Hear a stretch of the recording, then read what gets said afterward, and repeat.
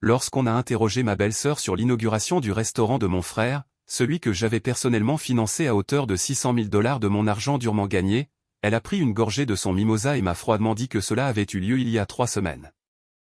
Elle a dit qu'il voulait que cela reste intime, juste la famille proche et les amis. J'ai fixé mon téléphone, essayant de traiter ses paroles. Mon argent était apparemment assez famille pour construire l'endroit, mais je n'étais pas assez famille pour recevoir une invitation à y manger. Je n'ai pas crié. Je n'ai pas pleuré. J'ai juste attendu. Bien sûr, 2 semaines plus tard, les appels téléphoniques désespérés ont commencé. Les coûts d'exploitation s'accumulaient. Les fournisseurs menaçaient de partir. Elle m'a demandé nonchalamment si j'avais viré les 50 000 $ supplémentaires qu'ils exigeaient. J'ai pris une lente gorgée de mon vin rouge, j'ai souri et je lui ai enfin donné ma réponse. Avant de continuer cette histoire, faites-moi savoir d'où vous regardez dans les commentaires ci-dessous. Cliquez sur le bouton j'aime et abonnez-vous si vous avez déjà dû couper les ponts avec des membres toxiques de votre famille qui vous traitaient comme un distributeur automatique sur pattes. Je suis Nia. J'ai 36 ans et je suis investisseuse en immobilier commercial basée à Atlanta. J'ai bâti ma fortune à partir de rien, en étant plus maligne que des salles remplies d'hommes 2 fois plus âgés que moi. Ce soir, je parcourais le parquet de mon Penthouse en centre-ville, regardant les lumières de la ville vaciller à travers mes baies vitrées. Le verre de Cabernet dans ma main me semblait lourd, mais mon esprit était plus aiguisé que jamais. J'avais passé la dernière décennie à jouer le rôle de la sauveuse fiable pour ma famille. En grandissant, mon frère Marcus était l'enfant prodige. Tout ce qu'il touchait était célébré, tandis que mes réussites étaient simplement attendues. Quand il a voulu ouvrir un restaurant haut de gamme, c'est moi qui ai liquidé des actifs pour lui remettre 600 000 $. Je croyais en la famille. Je croyais au soutien des miens. Mon téléphone a vibré sur l'îlot de cuisine en marbre, vibrant contre la pierre avec une urgence agaçante. L'identifiant de l'appelant affichait une photo de Chloé. Chloé est ma belle-sœur de 32 ans. C'est une femme qui a grandi avec les privilèges de la vieille bourgeoisie et qui ne manque jamais une occasion de me le rappeler. Elle est blonde platine et se comporte avec un sentiment de supériorité injustifié, surtout avec moi. J'ai appuyé sur accepter et je l'ai mise sur haut-parleur, laissant sa voix résonner dans mon salon vide. Nia, commença-t-elle. Sa voix manquait de toute chaleur ou de salutation standard. Nous avons un problème massif avec les fournisseurs. Le vin français importé pour la salle VIP est bloqué à la douane, et le vendeur menace d'annuler tout le compte si nous ne réglons pas le solde d'ici demain matin. J'ai besoin que tu vires les 50 000 $ dont Marcus t'a parlé par SMS hier. Elle parlait non pas comme quelqu'un demandant une immense faveur financière, mais comme un manager déléguant une tâche banale à une assistante. J'ai pris une autre gorgée de mon vin, laissant le silence s'étirer entre nous. J'ai marché lentement autour de l'îlot de cuisine, laissant mes talons claquer doucement contre le sol. Je lui ai demandé comment s'était passée l'inauguration, celle à laquelle je n'avais pas été invité. Oh, pour l'amour du ciel, Nia, soupira-t-elle lourdement. Je l'ai déjà expliqué. C'était un rassemblement intime. Marcus était incroyablement stressé par la présence de la presse, et nous voulions juste notre famille immédiate et nos amis les plus proches. Les gens qui comprennent vraiment la vision culinaire. Ton énergie d'entreprise aurait juste cassé l'ambiance. Nous voulions un lancement doux et sophistiqué. J'ai hoché la tête pour moi-même, même si elle ne pouvait pas me voir. Mon énergie d'entreprise était apparemment parfaitement acceptable lorsqu'elle finançait les comptoirs en marbre italien et les appareils de cuisine de pointe, mais elle n'était pas assez sophistiquée pour sa liste d'invités exclusives. Je comprends, répondis-je, gardant ma voix dangereusement calme. Alors, à propos de ces 50 000 $. Oui, claqua-t-elle, visiblement agacée que je la fasse attendre. As-tu déjà autorisé le virement bancaire? J'ai besoin du numéro de confirmation pour le comptable. Non, dis-je simplement. Comment ça, non, exigea-t-elle, sa voix montant d'un octave, brisant son ton de haute société pratiqué. Je veux dire, non, Chloé. La réponse est non. Je n'envoie pas 50 000 $. Je n'envoie pas 50 $. La banque de Nia est officiellement fermée. Toi et Marcus êtes les seuls gérants de ce restaurant. Débrouillez-vous. Tu ne peux pas faire ça, Nia, hurla-t-elle presque à travers le haut-parleur. Marcus est ton frère. C'est son rêve. Tu essaies de saboter son succès parce que tu es aigri. Tu as toujours été jalouse de lui. Et maintenant tu nous punis parce que nous avons oublié de t'inviter à une fête stupide. Ce n'était pas une fête, Chloé. C'était le lancement d'un investissement que j'ai entièrement financé. Et vous n'avez pas oublié. Vous m'avez exclu intentionnellement. Il y a une différence très claire. Elle laissa échapper un rire cruel et condescendant qui me glaça le sang. Tu sais quel est ton problème, Nia? Tu as 36 ans et tu es complètement seule. Tu restes assise dans cet appartement de verre stérile, obsédée par tes feuilles de calcul et tes comptes bancaires. Tu n'as pas de mari. Tu n'as pas d'enfant. Tu n'as pas de famille à toi. Alors, tu ne comprends tout simplement pas la pression de bâtir un héritage. Tu essaies d'acheter ta place dans notre bonheur. Et quand ça ne marche pas, tu fais un caprice. L'audace pure de ses paroles flottait dans l'air. Cette femme, qui n'avait jamais travaillé 40 heures par semaine de sa vie, me faisait la leçon sur l'héritage tout en mendiant mon argent pour payer ses factures. Ces micro-agressions n'étaient pas nouvelles. Elle avait passé les 3 dernières années à lancer des pics subtils sur mon indépendance, mon ton et mes origines. Mais c'était la première fois qu'elle disait tout haut ce qu'elle pensait tout bas. Elle se sentait en droit de disposer de mon travail et de ma richesse, mais elle me considérait comme moins qu'humaine parce que je ne correspondais pas à son moule traditionnel. Je n'ai pas élevé la voix. Je ne l'ai pas insultée. Je me suis juste penché sur l'îlot de marbre, plus près du micro. Chloé, dis-je doucement. Bonne chance pour le vin. J'ai appuyé sur le bouton rouge de fin d'appel, coupant net toute excuse ou insulte qu'elle s'apprêtait à me lancer. Le silence dans mon pantouse est revenu, mais l'air semblait chargé d'électricité. J'ai pris une profonde inspiration, ressentant un étrange mélange de trahison et de clarté absolue. Pendant des années, j'avais ignoré les signes avant-coureurs. J'avais fermé les yeux sur le manque de respect parce que je voulais croire en mon frère. Je voulais croire que le soutenir me vaudrait enfin une place de respect à leur table. Mais ce soir, l'illusion s'est brisée. Je me suis approché de la fenêtre, regardant le trafic d'Atlanta, coulant comme un fleuve de lumière rouge et blanche. Je savais que ce n'était pas la fin. Chloé courait immédiatement chez Marcus en jouant la victime. Marcus courait chez notre mère. La machinerie familiale commencerait à tourner, prête à me broyer jusqu'à ce que je me soumette et ouvre mon carnet de chèques.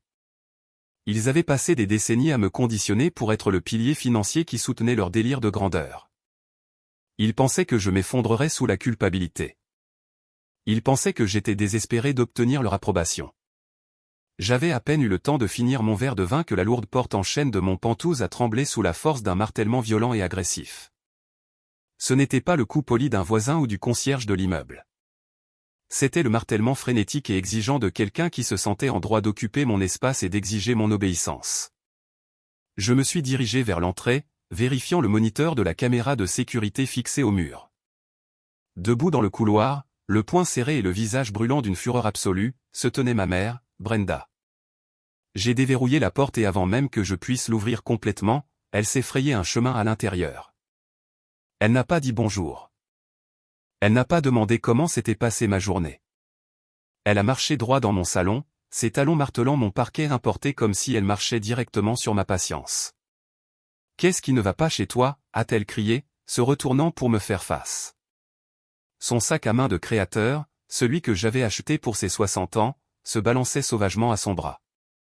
Chloé vient de m'appeler en larmes. Elle a dit que tu lui avais raccroché au nez alors qu'elle faisait une grave crise de panique à cause des fournisseurs du restaurant. J'ai fermé la lourde porte en chêne doucement et je me suis appuyé contre elle, verrouillant le peine dormant. Je ne lui ai pas raccroché au nez pendant qu'elle faisait une crise de panique, maman. J'ai raccroché parce qu'elle a exigé 50 000 $ et a insulté mes choix de vie. Brenda jeta ses mains en l'air, complètement exaspérée par mon prétendu égoïsme. Insultée, se moqua-t-elle, arpentant mon salon. Je suis resté là à fixer la femme qui m'avait donné naissance, me sentant complètement dégoûté par son complexe d'infériorité profondément intériorisé. Tu veux que je sois reconnaissante qu'une femme blanche médiocre ait épousé ton fils ? Demandai-je, gardant ma voix dangereusement basse et stable. Tu veux que je la remercie de nous honorer de sa présence en vidant mon compte bancaire pour financer son train de vie somptueux ? Tu es impossible, claqua Brenda, pointant un doigt manucuré vers mon visage. Tu as toujours été impossible et têtu. Tu restes ici, dans ce géant pantouse vide, toute seule. Tu es une femme célibataire avec beaucoup trop de temps libre et beaucoup trop d'argent. Qu'est-ce que tu vas en faire d'autre?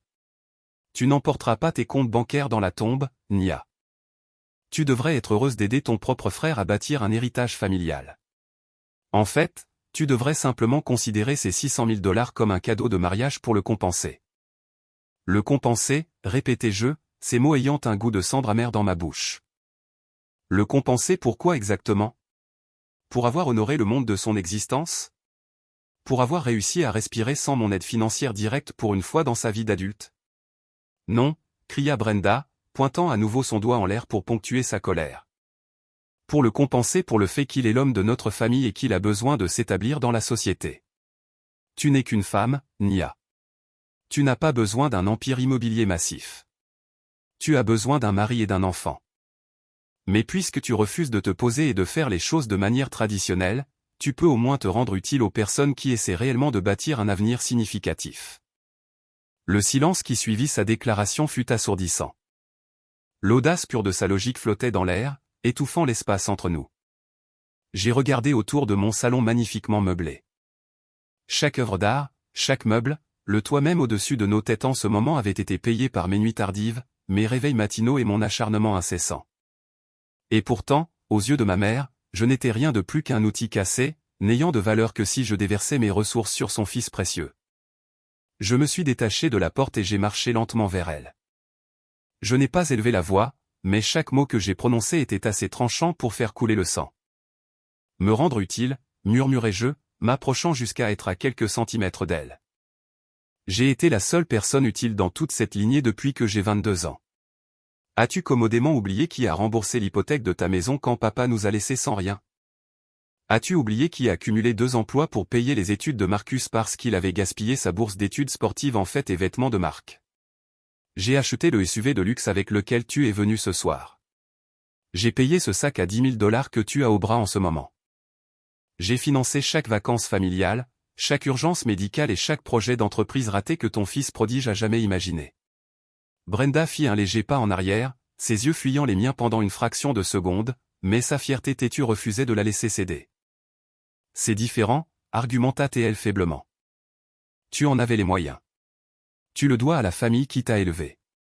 Tu ne m'as pas élevé, rétorquai-je, m'approchant encore et l'enfermant dans la réalité de notre passé. Tu as élevé Marcus.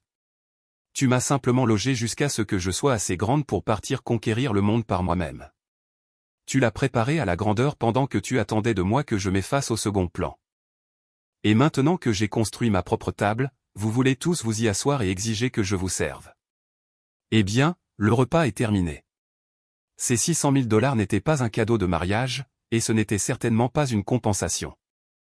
C'était un investissement commercial formel, et c'est le tout dernier centime que cette famille extraira jamais de moi. Tu es une femme froide et aigrie, siffla Brenda, son visage prenant une vilaine teinte rouge. Elle leva la main, tremblante de rage, comme si elle allait réellement essayer de me frapper au visage pour me forcer à nouveau à la soumission. Je n'ai pas bronché. Je l'ai juste fixée, attendant de voir si elle franchirait cette dernière ligne physique. Mais avant qu'elle ne puisse réduire la distance entre nous, une sonnerie forte et joyeuse a brisé la tension lourde et étouffante de la pièce.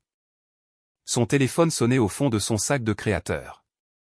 Elle a cessé de me foudroyer du regard, sa poitrine se soulevant sous des respirations colériques, tandis qu'elle fouillait aveuglément dans son sac en cuir. Elle a sorti son téléphone et l'écran lumineux a éclairé son visage furieux dans la lumière tamisée de mon appartement. C'était un appel FaceTime. Elle a balayé l'écran pour répondre et, en un clin d'œil, tout son comportement a changé, passant d'une attaquante vicieuse à une mère apaisante et attentionnée.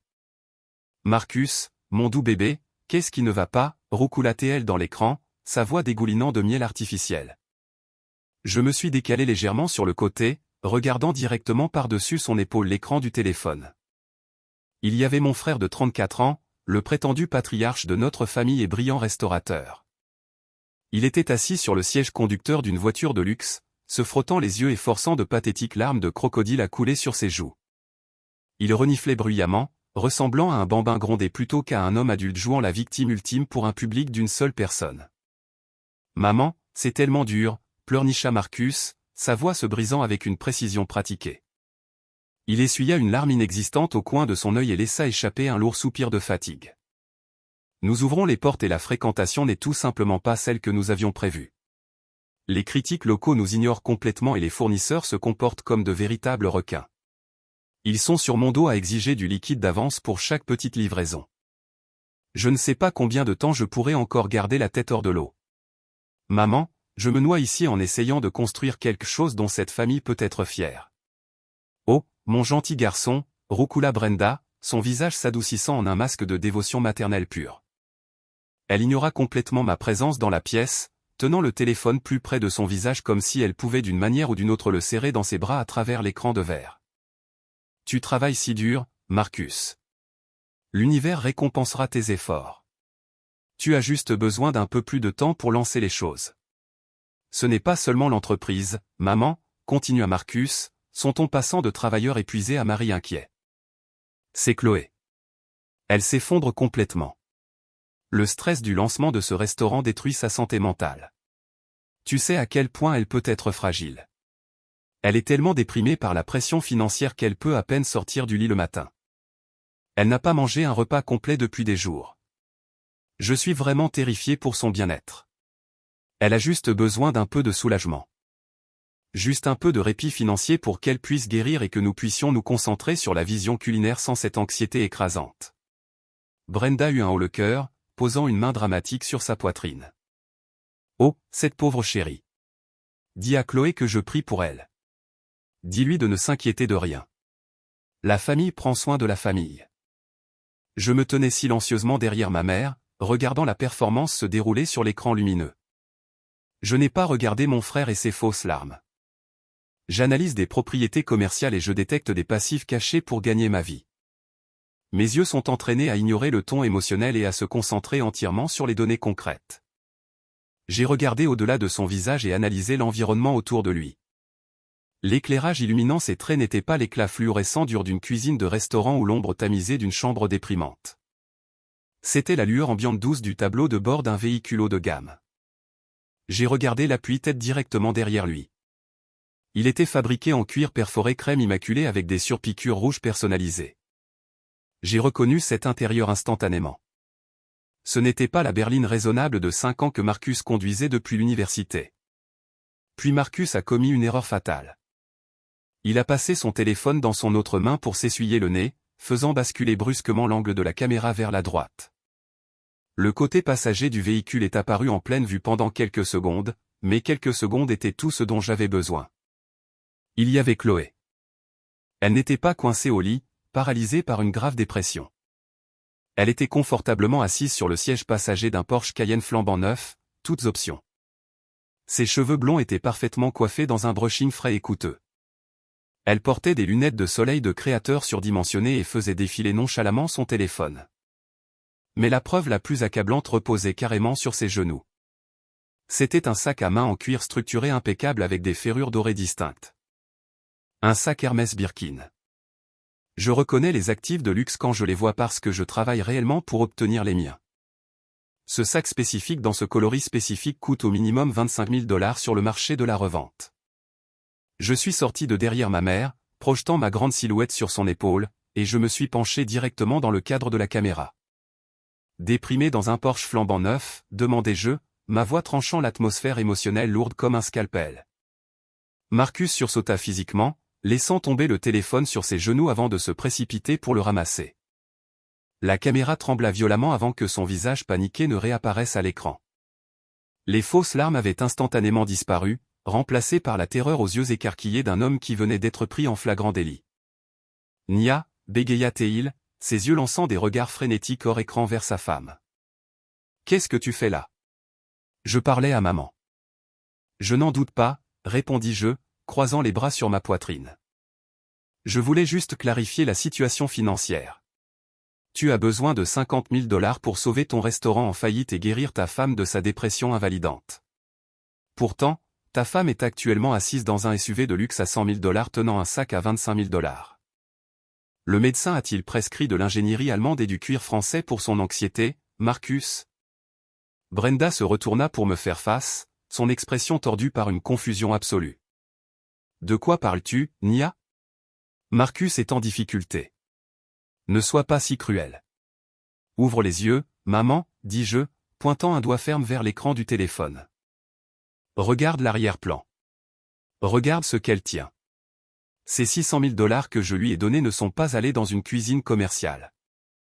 Ils sont allés chez un concessionnaire de voitures de luxe et dans une boutique de créateurs. Marcus réalisa que sa couverture était totalement grillée et pivota immédiatement vers le seul mécanisme de défense qu'il connaissait, la déviation agressive aveugle. « Tu es une personne tellement toxique et haineuse, Nia », hurla-t-il à travers le haut-parleur, son visage devenant rouge d'une colère véritable. « Tu cherches toujours une raison pour nous descendre. J'ai acheté cette voiture en leasing. C'est une dépense professionnelle pour recevoir des clients. Et Chloé a acheté ce sac il y a des années. Tu es juste jalouse parce que tu n'as rien pour dépenser ton argent à part des appartements vides et des costumes sur mesure. Tu ne supportes pas le fait que je construise une vraie vie avec une vraie femme qui m'aime vraiment. » Avant même que je puisse ouvrir la bouche pour démanteler systématiquement ces mensonges pathétiques, ma mère a réagi. Brenda ne pouvait pas supporter la dissonance cognitive. Elle ne pouvait pas accepter le fait que son fils parfait était un fraudeur manipulateur qui saignait activement notre famille. Au lieu de faire face à la vérité douloureuse, elle a choisi de protéger son illusion en attaquant la messagère. Brenda balança son bras et me gifla violemment sur le côté gauche du visage. Le bruit sec a résonné sous les hauts plafonds de mon pentouse. La force physique du coup a fait basculer ma tête sur le côté. Une sensation de brûlure chaude a instantanément fleuri sur ma pommette, propageant la chaleur jusqu'à ma mâchoire. Le silence descendit sur la pièce. Sur l'écran du téléphone, Marcus s'arrêta complètement de crier, la bouche bée sous le choc. J'ai lentement tourné la tête pour regarder ma mère.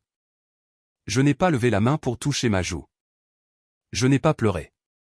Je n'ai pas crié. Je l'ai juste fixé avec des yeux si froids qu'ils auraient pu geler l'air entre nous. Brenda se tenait là, respirant lourdement, ses mains flottant encore en l'air entre nous. La droiture furieuse dans ses yeux a commencé à se fissurer, remplacée par une prise de conscience rampante et terrifiante de ce qu'elle venait de faire. Elle avait franchi une limite physique qui ne pourrait plus jamais être franchie. « Nia », murmura-t-elle, sa voix soudain tremblante alors qu'elle baissait la main. « Nia, je suis désolé. Tu m'as juste mise tellement en colère. Tu ne peux pas parler à ton frère de cette façon. Sors, dis-je. » Ma voix était à peine plus qu'un murmure, mais elle portait l'autorité absolue d'un avis d'expulsion. « Quoi ?» balbutia Brenda, faisant un pas nerveux en arrière vers le couloir. « Chérie, s'il te plaît, sois raisonnable. Nous sommes une famille. Nous devons juste nous calmer et en parler. Sors de chez moi, Brenda, répétai-je, m'avançant vers elle. Je ne l'ai pas appelée maman. Je l'ai dépouillée de ce titre au moment où sa main est entrée en contact avec mon visage. Tu te tiens dans ma propriété. Tu as exactement 10 secondes pour franchir cette porte d'entrée avant que j'appelle le concierge de l'immeuble et que je fasse retirer physiquement par la sécurité de ces lieux. Elle a regardé dans mes yeux et n'y a vu absolument aucune hésitation. Elle savait que je ne faisais pas une menace en l'air. Elle a saisi fermement son sac de créateur contre sa poitrine, s'est retournée et a pratiquement couru vers la porte d'entrée. Elle a tâtonné avec le pêne dormant, ses mains tremblant violemment avant de finalement tirer la porte et de sortir dans le couloir. Je me suis avancé, j'ai saisi la lourde poignée en laiton et j'ai claqué la porte derrière elle. J'ai tourné le pêne dormant. J'ai glissé la chaîne de sécurité. J'ai activé le système de sécurité numérique, écoutant le bip sec qui signalait que l'appartement était entièrement scellé. Je suis resté seul dans le vestibule silencieux pendant un long moment, laissant l'adrénaline s'évacuer lentement de mon système. La brûlure sur ma joue était un rappel physique de la fracture permanente dans ma lignée. Il pensait pouvoir me manipuler. Il pensait pouvoir me voler, me mentir en face, puis me battre pour me soumettre quand j'osais exiger des comptes. Ils avaient largement sous-estimé la femme à laquelle ils avaient affaire.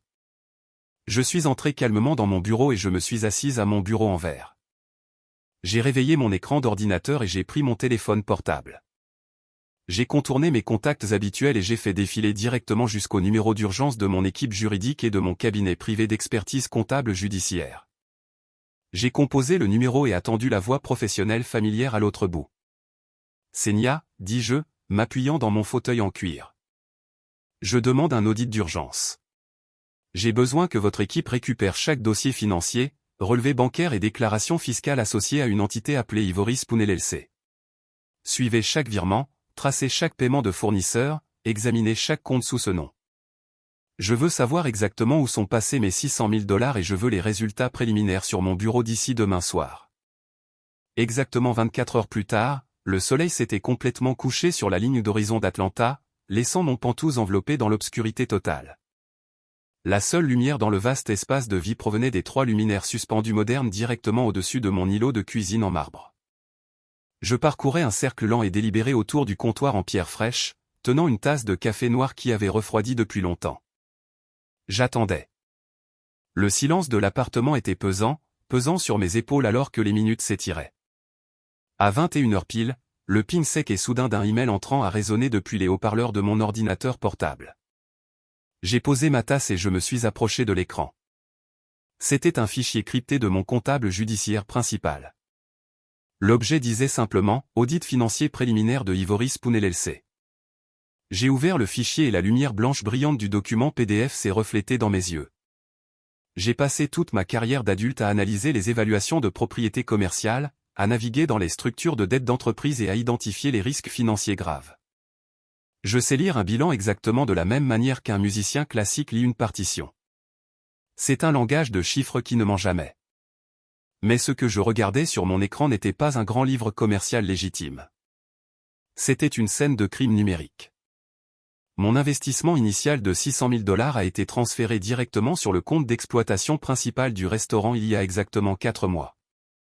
Le plan d'affaires élaboré que Marcus m'avait présenté à l'époque affirmait que les fonds seraient strictement alloués à des équipements de cuisine commerciale haut de gamme, des ingrédients importés d'Europe, des campagnes de marketing local agressives et une réserve financière solide de 6 mois pour garantir la paix des employés. Ce plan d'affaires tout entier était une pure invention. La réalité documentée en noir et blanc par les transferts bancaires juste devant mes yeux était absolument révoltante. Dans les 48 heures suivant l'encaissement de mon argent à la banque, Marcus avait initié une série de virements électroniques massifs. 150 000 $ ont été complètement vidés du compte de l'entreprise en quelques jours. Les institutions bénéficiaires n'étaient pas des distributeurs alimentaires en gros ou des entrepreneurs commerciaux. C'étaient des sociétés écrans offshore liées directement à des paris sportifs en ligne non réglementés et à des plateformes de jeux d'argent à enjeux élevés. Mon frère avait pris un quart de mon investissement durement gagné et avait littéralement lancé les dés pour rembourser discrètement ses dettes de jeux cachées avant que sa nouvelle femme ne puisse les découvrir. Mais sa trahison financière ne s'arrêtait pas là. J'ai fait défiler jusqu'à la page suivante de l'audit retraçant les sorties de capitaux secondaires. 200 000 $ ont été systématiquement canalisés vers un compte chèque distinct au nom de Chloé, frauduleusement catégorisé comme un fonds discrétaire de direction. À partir de ce compte spécifique, mon comptable avait retracé les reçus chronologiques exacts de leur train de vie luxueux factice.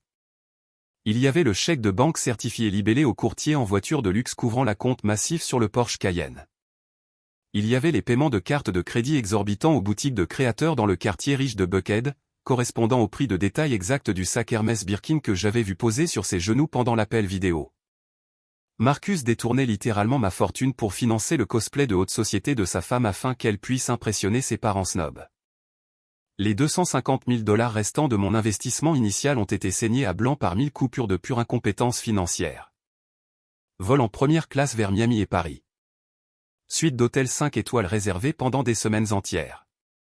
Des milliers de dollars dépensés dans des boîtes de nuit haut de gamme et des terrains de golf privés, le tout illégalement déduit du registre fiscal de l'entreprise sous prétexte de recherche culinaire et de réseautage client. Au moment où le restaurant a réellement ouvert ses portes au public le mois dernier, le compte d'exploitation principal étouffait déjà. Mon argent avait complètement disparu. Je pris une grande inspiration, sentant une rage froide et calculatrice s'installer lourdement au centre de ma poitrine. Mais l'audit légal n'était pas terminé. Il y avait une autre section vers le bas du rapport signalé à l'encre rouge vive par mon comptable. C'était le registre actuel des salaires. Le restaurant avait embauché une équipe complète de chefs de cuisine, de cuisiniers de ligne expérimentés, de serveurs et de barmen pour maintenir l'illusion.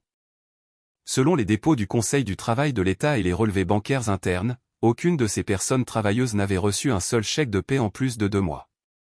Marcus commettait un vol de salaire flagrant. Il forçait des gens de la classe ouvrière à travailler gratuitement dans une cuisine chaude et stressante pendant que sa femme imbue d'elle-même parcourait la ville dans un véhicule allemand de 100 000 $ acheté avec de l'argent volé. La faillite éthique pure de ces actions me soulevait le cœur. puis j'ai fait défiler jusqu'à la dernière page du document PDF et mon sang s'est glacé.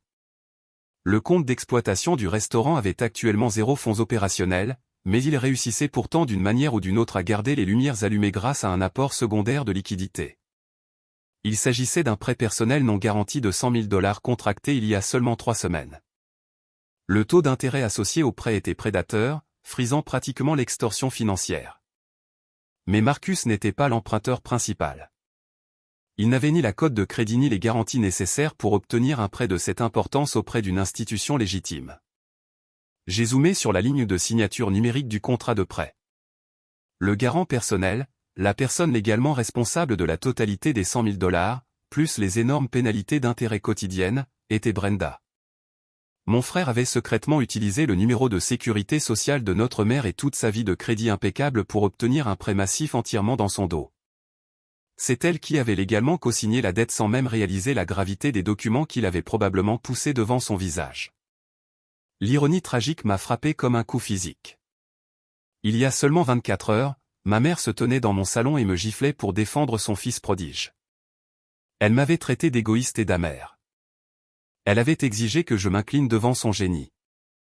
Et pendant tout ce temps, le fils même qu'elle protégeait farouchement avait déjà forgé les chaînes de sa ruine financière absolue. Si le restaurant faisait défaut, la banque ne s'en prendrait pas à Marcus. Il s'en prendrait directement à Brenda. Il saisirait ses modestes économies de retraite, gèlerait ses comptes chèques et saisirait le condominium qu'elle avait passé les 20 dernières années à rembourser. Il était tout à fait prêt à sacrifier la survie de base de sa propre mère juste pour maintenir sa pathétique mascarade en vie quelques semaines de plus. Je suis resté assise à cet îlot de cuisine en marbre dans un silence total jusqu'à ce que le soleil commence lentement à se lever sur la ville, projetant une lumière matinale pâle sur les piles de documents financiers imprimés que j'avais étalés. Je ne me sentais plus triste. Je ne ressentais plus la piqûre familière de l'enfance de ne pas être aimé ou apprécié. La culpabilité persistante de m'éloigner de ma lignée s'est évaporée dans l'air du matin. Elle a été remplacée par une clarté absolue et tranchante. Ils n'étaient pas ma famille. Ils étaient un passif hostile. Ils étaient des parasites se nourrissant de mon succès. Et il était temps de réduire tout leur empire frauduleux en cendres.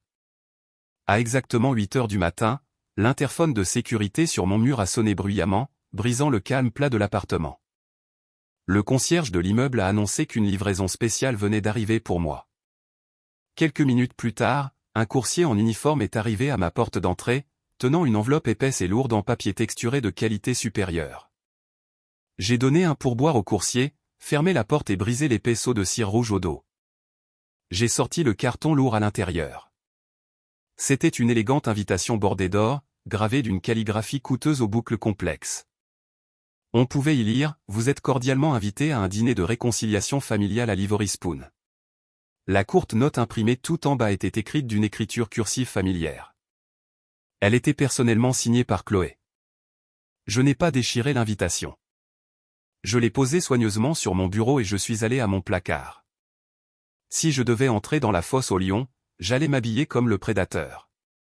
J'ai choisi un tailleur pantalon anthracite ajusté, mes talons aiguilles les plus pointus et une montre en or vintage qui projetait une autorité tranquille et indéniable. Lorsque je me suis garé devant le service de voiturier de l'Ivory Spoon ce soir-là, l'air vif d'Atlanta semblait électrique. La façade du restaurant était indéniablement magnifique. Des détails en fer forgé sur mesure et des portes en acajou lourd importé accueillaient les clients. C'était une belle illusion achetée et payée avec mes 600 000 $. J'ai remis mes clés au voiturier, je suis entré, et les lourdes portes se sont refermées derrière moi, étouffant le bruit de la ville. J'ai traversé la salle à manger principale, mes talons claquant en rythme sur le sol en marbre poli. Le restaurant avait été complètement fermé au grand public pour cet événement privé.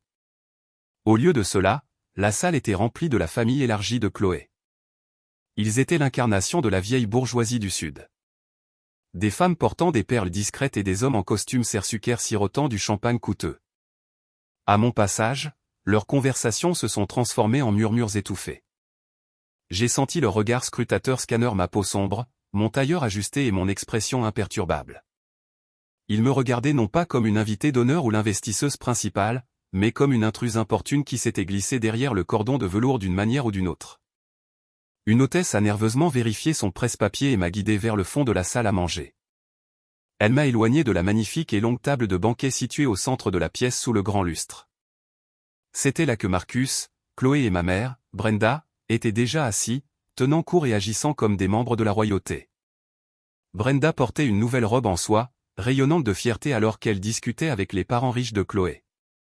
Elle évitait complètement de regarder dans ma direction. Au lieu de tirer une chaise à la table principale, l'hôtesse a désigné une petite table exiguë coincée dans le coin le plus éloigné. Elle était poussée juste contre les lourdes portes battantes de la cuisine. Chaque fois qu'un serveur entrait ou sortait précipitamment, une bouffée d'air chaud et graisseux frappait le dossier de ma chaise. C'était une micro-agression délibérée et calculée, conçue par Chloé pour me rappeler ma place. Un message silencieux disant que même dans un bâtiment que je finançais, j'appartenais à l'arrière avec le personnel. Je ne me suis pas plainte. Je n'ai pas demandé à changer de place. Je me suis calmement assise, dépliant la serviette en lin craquante et la plaçant sur mes genoux. Je savais exactement pourquoi ils m'avaient invité, et j'étais parfaitement contente d'observer leur pathétique mascarade depuis l'ombre. En quelques minutes, la guerre sociale a commencé. La tante et l'oncle de Chloé ont dérivé vers mon coin sombre, tenant leur flûte de champagne en cristal. Ils affichaient des expressions identiques de condescendance polie. « Oh, Nia, ma chère » a dit la tante de Chloé, sa voix dégoulinante d'une fausse hospitalité du Sud. « Nous parlions justement de vous. Chloé a mentionné que vous travaillez dans la finance ou quelque chose d'ennuyeux dans ce genre. Ce doit être tellement épuisant de regarder des feuilles de calcul toute la journée.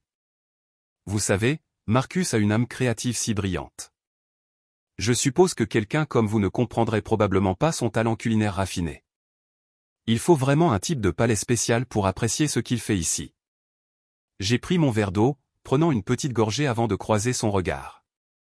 J'ai offert un sourire si tranchant qu'il aurait pu couper du verre. « Vous avez tout à fait raison, » ai-je répondu, ma voix parfaitement calme. Il faut un type de palais spécial pour apprécier le menu, mais il faut un type de compte bancaire très spécifique pour construire la cuisine. L'art est un concept magnifique jusqu'à ce que le bail commercial arrive à échéance et que les fournisseurs exigent un paiement comptant à la livraison. Je trouve que mes feuilles de calcul sont en fait assez créatives, surtout quand elles sont la seule chose qui permet de garder les lumières allumées. Avez-vous déjà goûté le vin français importé? J'ai entendu dire qu'il est fantastique quand c'est quelqu'un d'autre qui paie. Le sourire de la tante s'est figé complètement sur son visage. Son mari a bougé inconfortablement, s'éclaircissant la gorge, et trouvant soudainement ses chaussures en cuir coûteuses très intéressantes.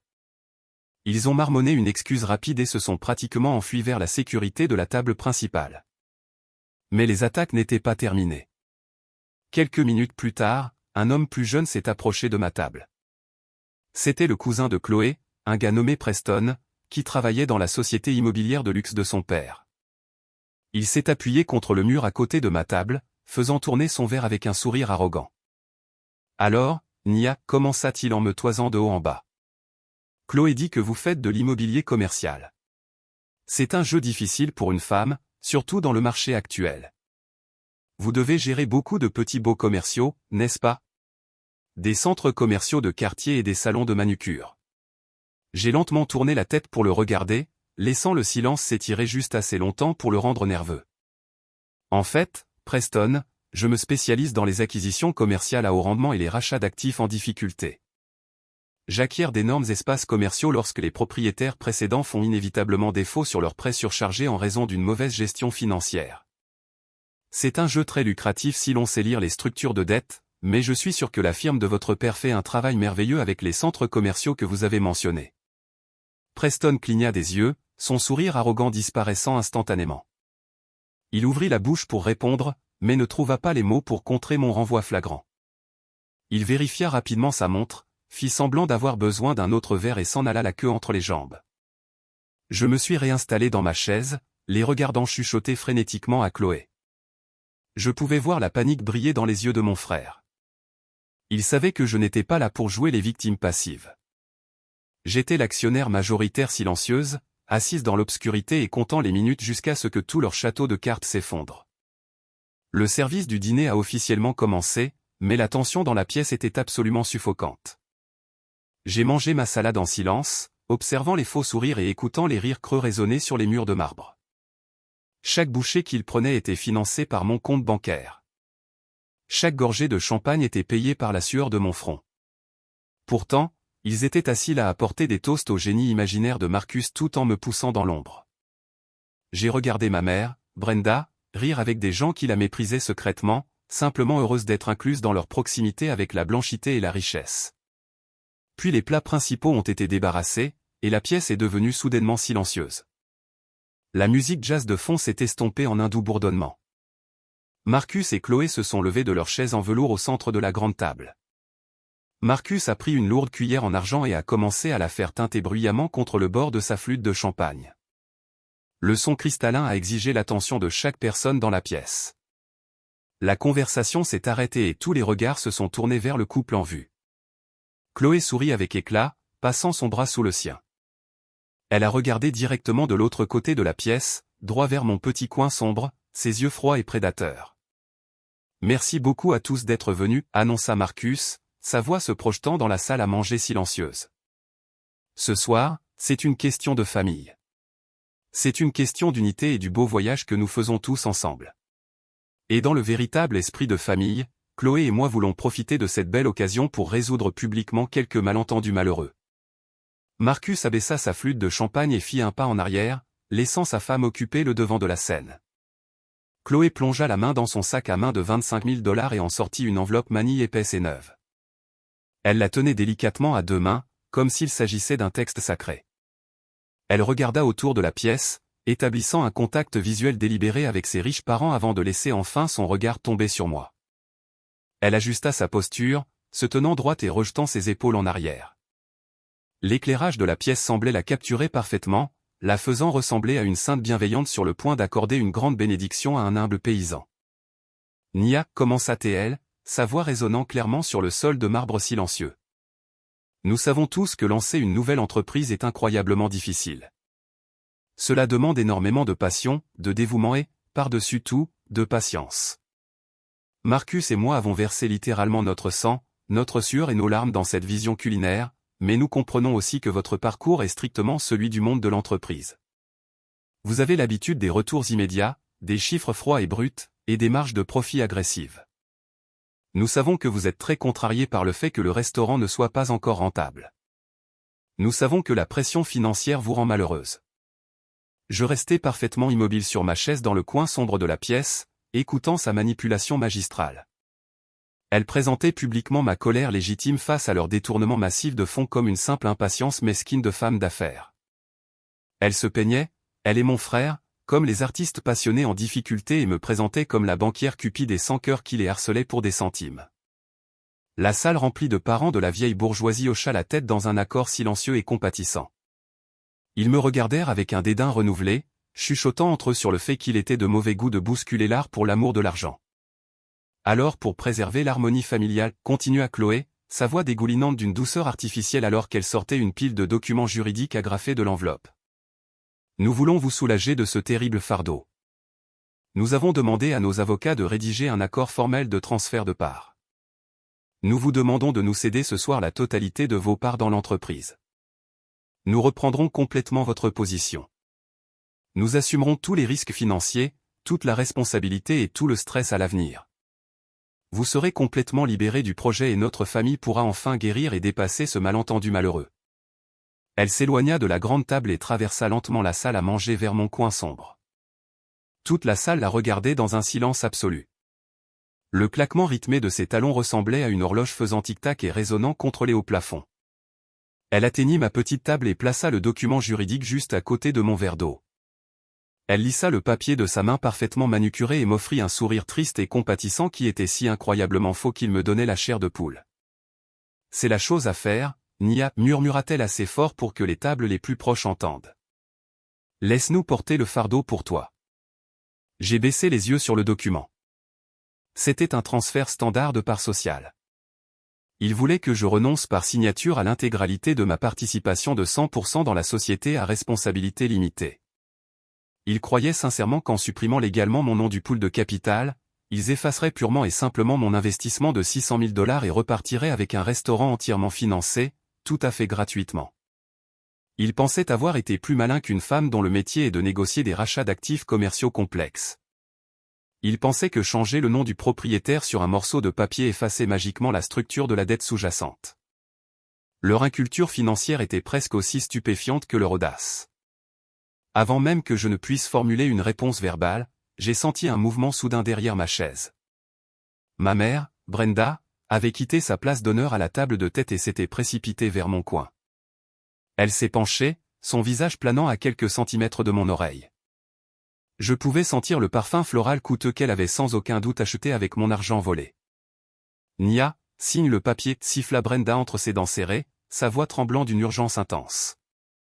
N'embarrasse pas cette famille ce soir. Ne fais pas de scène devant Chloé et ses parents. Ils sont incroyablement gracieux de t'offrir une porte de sortie. Ils assument le risque financier, pour que tu n'aies plus à t'en plaindre. Signe simplement le document et laisse-nous profiter de cette belle soirée sans que ton énergie négative ne vienne tout gâcher. J'ai lentement tourné la tête pour regarder ma mère. Ses yeux étaient écarquillés par la panique et le désespoir. Elle était tout à fait prête à me voir perdre plus d'un demi-million de dollars juste pour pouvoir maintenir l'illusion d'une élégance de la haute société pendant une seule nuit. Elle se souciait plus de l'opinion de ces riches étrangers que de ma sécurité financière ou de ma dignité fondamentale. Pour elle, je n'étais qu'un obstacle sur le chemin de son fils et de sa vie parfaite. J'ai regardé la salle depuis l'endroit où j'étais assise, forcée dans l'ombre par les portes de la cuisine. Marcus et Chloé ressemblaient à des géants se tenant fièrement sous le brillant lustre en cristal. La distance physique entre nous semblait être un gouffre. Ils me regardaient de haut, flanqués d'un océan de visages riches qui ne voyaient en moi rien d'autre qu'une nuisance agressive perturbant leur charmant dîner. J'étais complètement entouré. J'étais une femme seule face à une centaine de témoins hostiles. La pression psychologique dans la pièce était immense, conçue spécifiquement pour briser mon esprit et me forcer à une soumission paniquée. Ils pensaient que j'étais piégé. Ils pensaient que l'anxiété sociale d'être le centre d'une attention négative me ferait m'effondrer sous le poids de leur jugement. Ils supposaient que je signerais rapidement le papier juste pour échapper à l'humiliation publique et retournerais dans mon pantouse vide, totalement vaincu. Ils avaient mis en place un piège psychologique brillant, s'appuyant entièrement sur ma supposée peur de la confrontation. Ce qu'ils n'ont absolument pas réalisé, c'est que je ne crains pas la confrontation. J'y excelle. J'ai siégé dans des salles de conseil d'administration avec des milliardaires et j'ai décortiqué des contrats prédateurs ligne par ligne.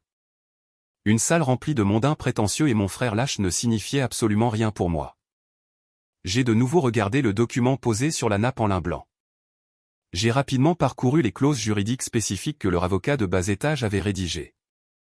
La formulation était maladroite et amateur, mais l'intention juridique était claire comme de l'eau de roche. Transfert total des parts sociales, abandon absolu des droits de vote, reprise complète de la structure de l'entreprise et de tous les passifs associés par les parties secondaires. C'était exactement ce dont j'avais besoin qu'ils signent. C'était la dernière pièce du puzzle. Brenda plongea la main dans sa pochette de créateur et en sortit un lourd stylo en or.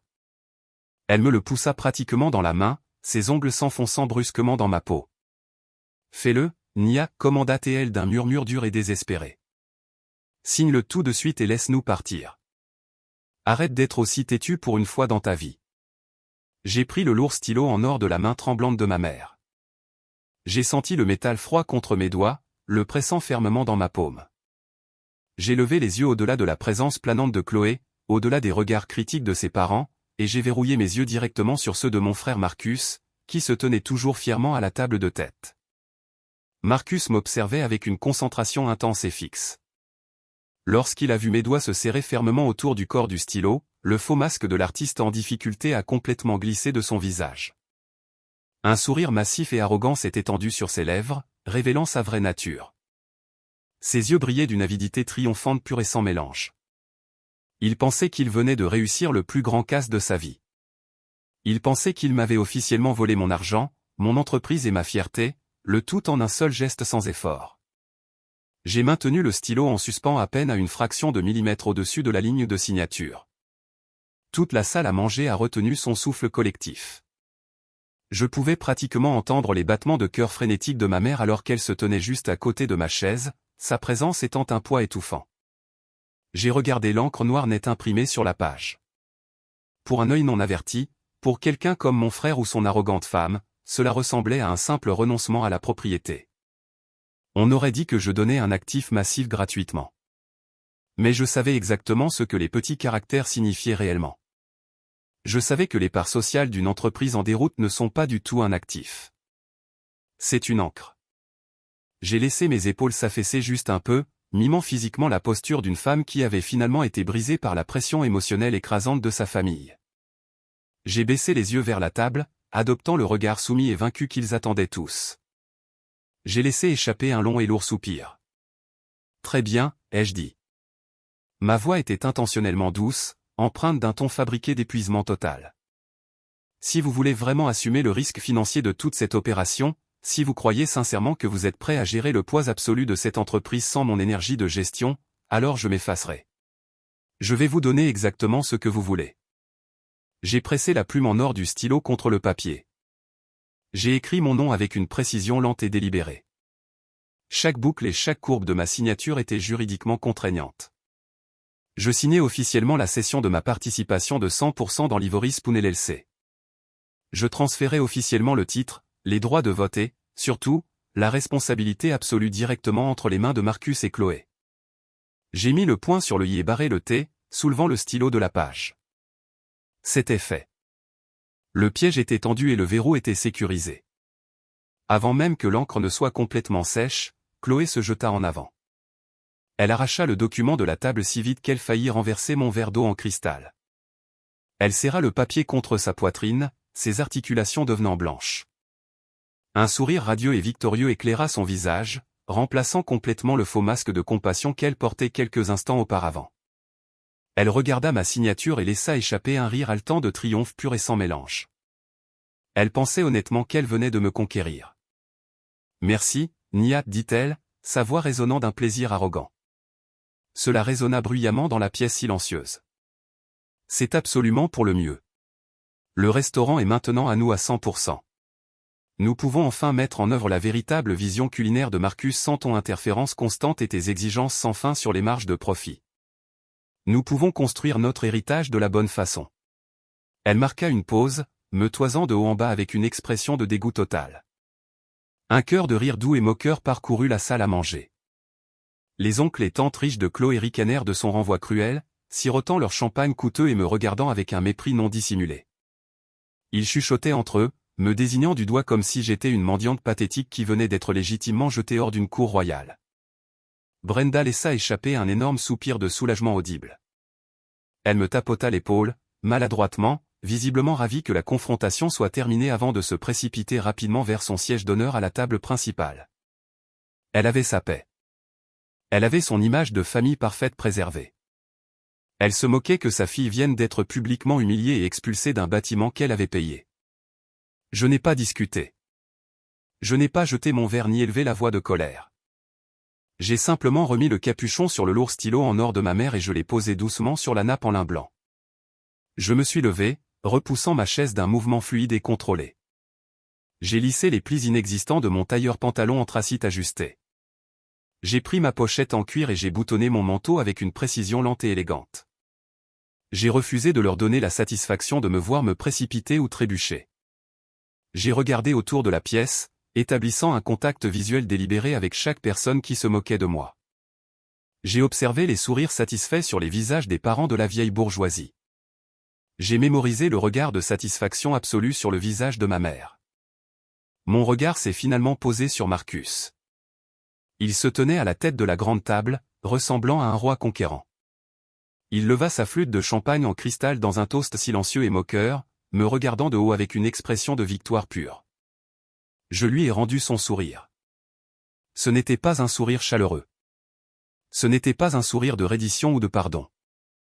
C'était le sourire froid et calculé d'un super prédateur regardant un piège se refermer sur sa proie. C'était un sourire qui promettait une destruction totale et absolue. Pendant une brève seconde, j'ai vu un éclair de confusion passer sur son visage. Il ne comprenait pas pourquoi la femme qu'il venait de voler souriait, mais il allait comprendre très bientôt. J'ai tourné les talons et j'ai marché vers la sortie. Mes pas résonnaient bruyamment sur le sol de marbre poli, tranchant net à travers leur bavardage festif. Je n'ai pas regardé en arrière. J'ai poussé les lourdes portes en acajou et je suis sorti dans la nuit fraîche et vive d'Atlanta. Le voiturier s'est précipité pour ramener ma voiture. Je lui ai donné un généreux pourboire en espèces, Je me suis glissé sur le siège conducteur de ma berline de luxe et j'ai fermé la lourde portière. L'épaisse isolation acoustique de la voiture a instantanément coupé le bruit de la ville. J'étais complètement seul dans l'habitacle calme et sombre. La façade de la sœur vaincue s'est entièrement dissipée, ne laissant derrière elle que la stratège tranchante et impitoyable. Alors que je quittais la voie du voiturier et que je m'insérais dans la rue animée du centre-ville, j'ai ressenti un profond sentiment de libération. Toute ma vie, j'avais été enchaîné à leurs attentes. J'avais laissé ma mère utiliser ma culpabilité comme une arme. J'avais laissé mon frère utiliser mon ambition comme son compte bancaire personnel. Ils avaient constamment exigé ma loyauté tout en offrant que du manque de respect en retour. Ce soir, j'avais enfin rompu cette lignée toxique. Le document juridique qu'ils célébraient actuellement était en fait leur arrêt de mort financière. Marcus pensait m'avoir volé mon restaurant, mais ce qu'il avait réellement fait, c'était de s'enchaîner volontairement à un navire en train de couler. Il avait assumé une dette d'entreprise massive à taux d'intérêt élevé sans avoir un seul dollar de revenu réel pour la rembourser. Et parce que Chloé avait insisté pour signer le transfert de parts à ses côtés, elle avait involontairement lié ses propres actifs personnels à la faillite imminente. La belle Porsche, les sacs à main de créateurs, la maison de banlieue, ils étaient désormais tous légalement accessibles aux créanciers. J'ai conduit à travers les rues éclairées au néon d'Atlanta, me sentant complètement intouchable. J'ai plongé la main dans mon sac, j'ai sorti mon téléphone portable et j'ai composé la ligne d'urgence directe de mon avocat d'affaires principal. Il a répondu à la première sonnerie. Plan terminé, ai-je dit, ma voix nette et autoritaire. Ils ont signé la reprise de responsabilité et ont mordu à l'hameçon complètement. Ils possèdent désormais légalement 100% de l'entité juridique et chaque once de la dette toxique qui y est attachée. Excellent travail, répondit mon avocat, sa voix strictement professionnelle. J'ai les documents près de mon côté. Comment voulez-vous procéder? J'ai serré le volant en cuir, laissant échapper une longue et lente inspiration. Déposer le dossier de saisie immobilière auprès du shérif dès demain matin, ai-je ordonné. Déclencher la clause de paiement forfaitaire sur le prêt initial de 600 000 $. Geler leur compte d'exploitation secondaire et exécuter l'avis d'expulsion commerciale pour la propriété. Ne leur donner aucun avertissement et aucun délai pour cacher des actifs. Il est temps de percevoir exactement ce qui m'est dû. Pendant les 2 semaines suivantes, Marcus et Chloé ont vécu dans une illusion spectaculaire. Ils croyaient sincèrement avoir gagné. Ils pensaient que le fait de m'avoir forcé à signer ce seul morceau de papier les avait magiquement protégés de toute responsabilité financière et leur avait accordé la victoire ultime. Ils étaient ivres de leur propre arrogance, complètement aveugles au fait que je venais de leur remettre une grenade dégoupillée. Dans leur esprit, ils avaient réussi à évincer la sœur aigrie de l'entreprise et à garder les 600 000 $ sans aucune condition. Si c'était un film, ce serait le moment où un montage au rythme effréné défile à l'écran. D'un côté de l'écran divisé, on verrait Marcus et Chloé célébrer leur triomphe imaginaire. On les verrait se pavaner dans les boutiques de créateurs haut de gamme du quartier commerçant riche de Buckhead. Chloé utilisant ses cartes de crédit platine sans le moindre souci, achetant des montres de luxe assorties et réservant des escapades de week-end somptueuses. On verrait Marcus se tenir dans la cuisine du restaurant, criant sur le personnel non payé, buvant de l'alcool de première qualité directement à la bouteille et agissant comme un magnate de l'hôtellerie chevronné. Il brûlait les tout derniers reliquats des lignes de crédit secondaires, complètement inconscients de la tempête massive qui s'amoncelait juste au-dessus de leur tête. De l'autre côté de cet écran divisé, on me verrait moi. Il n'y avait pas de toast au champagne dans mon pantouse. Il n'y avait pas de tour de victoire ou de séance de shopping coûteuse. Il n'y avait que la précision froide et silencieuse d'une exécutrice financière faisant son travail. J'étais assise au massif bureau en acajou de mon bureau d'entreprise, examinant méthodiquement les piles imposantes de documents juridiques que mes avocats avaient préparés. J'ai signé les pétitions de saisie commerciale. J'ai autorisé le gel immédiat de tous les comptes d'exploitation secondaire liés à l'Ivory Spoon LLC. J'ai examiné les mandats de saisie d'actifs visant leurs biens personnels en vertu de la clause de garantie personnelle qu'ils avaient bêtement assumée. Je ne me suis pas précipité. Je me suis assuré que chaque faille juridique était hermétiquement fermée, les enfermant en toute sécurité à l'intérieur du bâtiment en feu qu'ils avaient construit pour eux-mêmes. Leur manque total de conscience de soi était véritablement stupéfiant. À peine une semaine après l'embuscade du dîner, Chloé a eu l'audace absolue de publier un énorme carrousel de photos sur son compte Instagram. J'étais assise dans mon bureau en train d'examiner le calendrier final d'exécution du shérif lorsque mon assistant m'a silencieusement transféré la publication sur mon téléphone. La première photo était un cliché parfaitement mis en scène de Chloé et Marcus se tenant devant les portes du restaurant, tenant des coupes de champagne et souriant comme des membres de la royauté. La seconde photo était un gros plan de sa nouvelle montre de luxe reposant nonchalamment contre le volant de la Porsche que j'avais financée sans le savoir. Mais la légende était le véritable chef-d'œuvre d'illusion. On pouvait y lire « Célébration d'une autre semaine incroyable de succès commercial indépendant ». Bâtir un héritage à partir de rien demande du sang, de la sueur et des larmes, mais le faire avec mon âme sœur en vaut la peine. Nous avons récemment dû prendre la décision difficile de supprimer une certaine négativité toxique de nos vies. Entourez-vous de personnes qui soutiennent votre vision, pas de celles qui essaient de la contrôler. Femme d'affaires, autodidacte, la famille d'abord. J'ai fixé l'écran et j'ai laissé échapper un rire sincère. L'ironie absolue d'une femme se disant autodidacte tout en conduisant une voiture volée et en se tenant à l'intérieur d'un bâtiment menacé d'une saisie imminente était presque poétique. Elle jouait une vie factice pour un public d'inconnus, essayant désespérément de valider sa propre valeur à travers des mentions j'aime sur les réseaux sociaux. Elle n'avait aucune idée que son précieux commerce indépendant était à exactement 48 heures d'être arraché de ses mains manucurées. La première véritable fissure dans leur fantasme sans faille s'est produite le premier jour du nouveau mois. Depuis 4 ans, sans faute, un virement automatique de mon compte chèque personnel était déposé sur le compte bancaire de ma mère. C'était une allocation mensuelle généreuse qui couvrait l'hypothèque de son condominium de luxe, le contrat de location de sa voiture coûteuse et ses frais d'adhésion au country club. C'était le prix que j'avais payé pendant des années pour maintenir la paix et m'acheter un minuscule fragment de son affection conditionnelle. Mais ce mois-ci, le virement automatique n'a pas eu lieu. Je l'avais annulé la nuit même où je l'avais jeté hors de mon pantouse. Mon téléphone a sonné à exactement 9 heures du matin. J'ai regardé l'identifiant de l'appelant, j'ai vu Brenda clignoter sur l'écran et j'ai calmement répondu à l'appel, en la mettant sur haut-parleur.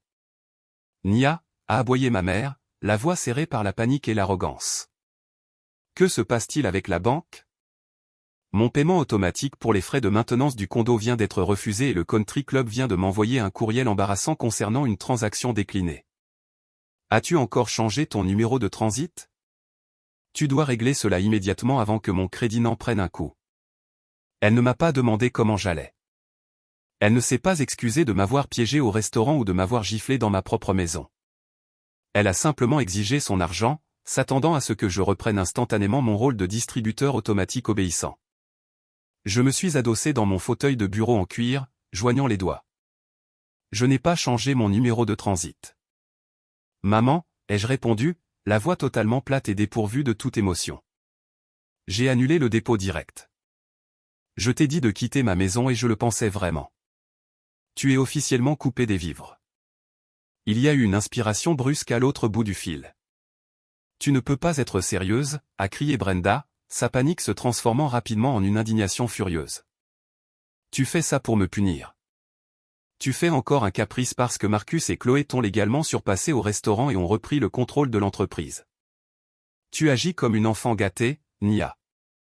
Je suis ta mère. Tu as une obligation financière de prendre soin de moi. Comment suis-je censé payer mes factures ce mois-ci? J'ai regardé par la fenêtre de mon bureau, observant les rues animées de la ville en bas. Tu as un fils, lui ai-je rappelé calmement. Un fils brillant et très prospère. En fait, selon la dernière mise à jour de Chloé sur les réseaux sociaux, leur entreprise indépendante est en plein essor. Ils bâtissent un héritage massif. Puisque tu étais si impatiente de les aider à voler ma compagnie et à me pousser hors de la famille, je te suggère de te tourner vers eux pour ton soutien financier. Nia, ne fais pas ça, a-t-elle supplié, sa voix se brisant légèrement alors que la réalité commençait à s'installer. Marcus réinvestit tous ses profits en ce moment. Il ne peut pas encore se permettre de prendre en charge mes dépenses. Tu as des millions de dollars. Cette allocation est une goutte d'eau dans l'océan pour toi. Arrête d'être aussi incroyablement égoïste. J'ai fini d'être le filet de sécurité pour les gens qui me méprisent, ai-je dit, coupant court à ses excuses désespérées. Dis à ton fils milliardaire de payer tes factures. J'ai terminé. J'ai coupé l'appel et bloqué son numéro sur mon appareil personnel. Je savais qu'elle appellerait immédiatement Marcus dans une panique totale, exigeant qu'il assume le rôle de pourvoyeur. Je savais aussi que Marcus, avec ses comptes bancaires gelés et ses cartes de crédit au plafond, n'aurait absolument aucun moyen de l'aider. Les dominos commençaient enfin à tomber et la panique commençait à s'installer. Mais la véritable dévastation était réservée pour le vendredi soir. Le vendredi soir était le sommet absolu de la semaine des restaurants. L'Ivory Spoon affichait complet. Marcus et Chloé avaient rempli la liste de réservations avec des influenceurs locaux, des politiciens locaux et les membres les plus riches de la famille élargie de Chloé. Ils voulaient une salle comble pour afficher leur prétendu succès. De l'autre côté de la rue, assise tranquillement sur le siège arrière teinté de ma voiture de ville louée, j'ai regardé la scène se dérouler. Le restaurant rayonnait d'une lumière ambrée chaleureuse. À travers les grandes fenêtres de la façade allant du sol au plafond, je pouvais voir la salle à manger bondée. J'ai vu Marcus marcher entre les tables, vêtu d'un costume sur mesure, serrant des mains et riant bruyamment. J'ai vu Chloé tenir court au bar, sirotant un martini et rejetant ses cheveux blonds en arrière. Il semblait absolument invincible. Le stand de voiturier devant débordait de véhicules de luxe. La musique de jazz se déversait sur le trottoir chaque fois que les lourdes portes en acajou s'ouvraient. C'était l'image parfaite du triomphe de la haute société. Puis l'atmosphère s'est brusquement brisée. Cela a commencé par une sirène lointaine, devenant plus forte et plus agressive à chaque seconde. Soudain, une flotte de patrouilles de police noire et blanche a tourné le coin, les pneus crissant sur l'asphalte. Ils ne se sont pas garés lentement sur le parking. Ils ont foncé vers le bâtiment, montant sur le trottoir et bloquant l'entrée principale. Les gyrophares rouges et bleus clignotants illuminaient violemment les fenêtres avant du restaurant, projetant des ombres dures et erratiques sur les visages des clients terrifiés à l'intérieur. La musique s'est arrêtée. Les rires se sont éteints. Le calme avant la tempête était officiellement terminé. 4 adjoints du shérif en uniforme ont contourné complètement le stand de voiturier et ont marché droit vers l'entrée principale de l'Ivory Spoon. Ils n'ont pas frappé. Ils n'ont pas attendu poliment que l'hôtesse les accueille. L'adjoint de tête a poussé de tout son poids contre les lourdes doubles portes en acajou, les ouvrant brusquement avec un craquement sonore et puissant qui a résonné par-dessus la musique de jazz douce. Le contraste visuel immédiat était frappant. Le clignotement dur et violent des gyrophares rouges et bleus de la police depuis la rue se déversait directement dans la salle à manger éclairée d'une lumière ambrée, rebondissant de manière erratique sur les lustres en cristal et la verrerie coûteuse. Un chaos total a éclaté en quelques secondes. L'orchestre de jazz sur la petite scène d'angle s'est arrêté brusquement de jouer au milieu d'une note, laissant un silence pesant et assourdissant dans la pièce, rapidement rempli par les murmures frénétiques des invités terrifiés. Les dîneurs ont laissé tomber leurs lourdes fourchettes d'argent sur leurs assiettes de porcelaine. Des femmes en robe de soirée coûteuse ont eu le souffle coupé et ont serré leurs sacs de créateurs, s'écartant des allées alors que les adjoints armés marchaient d'un pas déterminé vers le centre du restaurant. De mon poste d'observation, sur le siège arrière teinté de la voiture de ville garée directement de l'autre côté de la rue, j'avais une vue parfaite et dégagée sur l'effondrement total. J'ai tendu la main vers le compartiment réfrigéré de la console de la voiture, je me suis versé un généreux verre de vin rouge millésimé et je me suis installé confortablement dans le siège en cuir moelleux pour regarder l'exécution en direct de ma stratégie financière. À l'intérieur du restaurant, Marcus se tenait près du bar quand les portes ont volé en éclats. Pendant une brève seconde, il est resté figé dans une incrédulité totale. Son cerveau ne pouvait pas comprendre que son événement sans faille de la haute société était envahi par les forces de l'ordre. Puis son illusion arrogante a repris le dessus. Il a gonflé sa poitrine, ajusté les revers de son costume sur mesure et a marché agressivement vers l'avant de la salle à manger pour intercepter les officiers. Quelle est la signification de tout cela? A exigé Marcus, sa voix résonnant dans le restaurant silencieux. Il a pointé un doigt autoritaire vers le shérif de tête. Vous ne pouvez pas faire irruption ici. C'est un événement privé VIP. Nous accueillons des politiciens locaux et des propriétaires d'entreprises de premier plan ce soir. Vous gâchez mon service.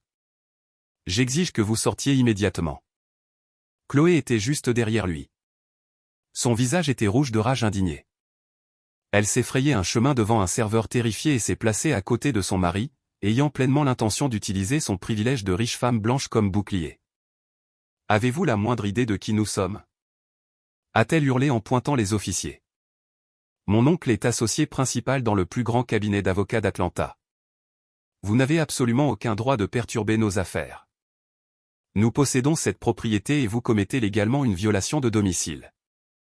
sortez de mon restaurant tout de suite ou je jure que je poursuivrai personnellement tout ce département de police pour harcèlement ciblé.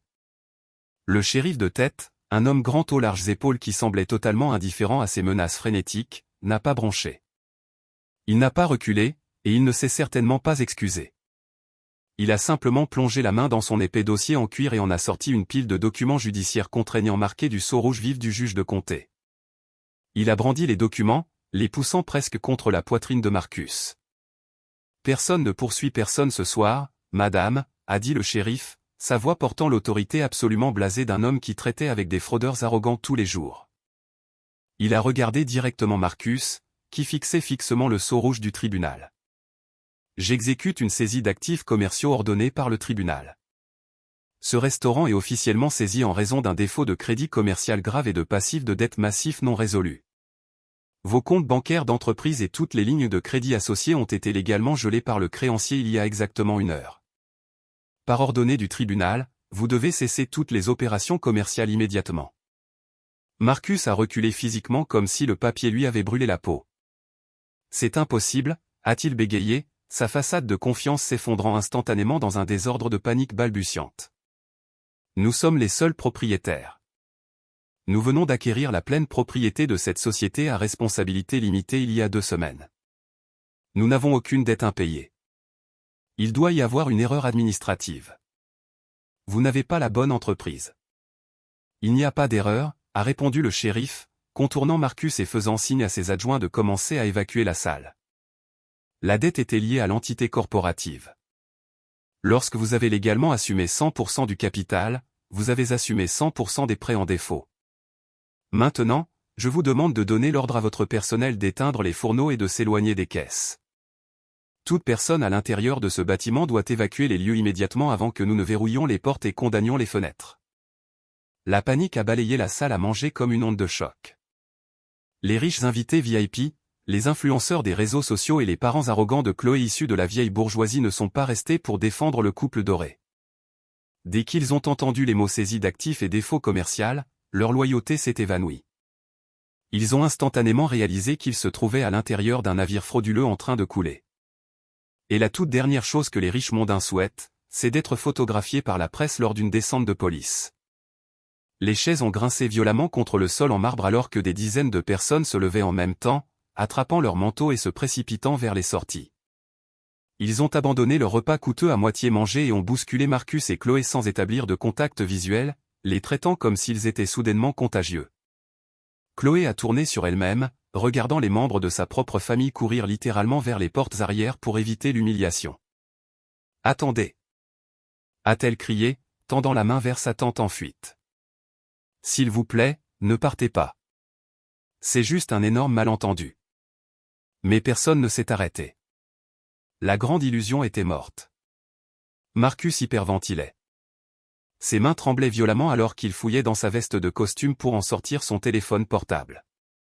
Je l'ai regardé tapoter frénétiquement l'écran, essayant désespérément d'ouvrir son application bancaire d'entreprise pour prouver au shérif qu'il avait tort. J'ai pris une gorgée lente et satisfaisante de muon vin rouge, sachant exactement ce qu'il voyait sur ce petit écran brillant. Accès refusé. Compte verrouillé. 0 fonds disponibles. Les soldes négatifs massifs clignotant en chiffres rouges confirmant que toute son existence financière venait d'être anéantie. Il a fixé son téléphone pendant 3 secondes atroces avant de relever la tête brusquement. Ses yeux se sont agrandis alors que la dévastatrice réalisation le frappait enfin. Il a soudainement compris que le document de transfert de capital apparemment innocent que j'avais signé il y a 2 semaines n'était pas une reddition. C'était un cheval de Troie et il l'avait volontairement traîné à travers ses propres portes. Mon téléphone portable a vibré dans le porte-gobelet à côté de moi. L'identifiant de l'appelant affichait le nom de Marcus. Je l'ai laissé sonner 3 fois, savourant la pure désespérance vibrant à travers l'appareil.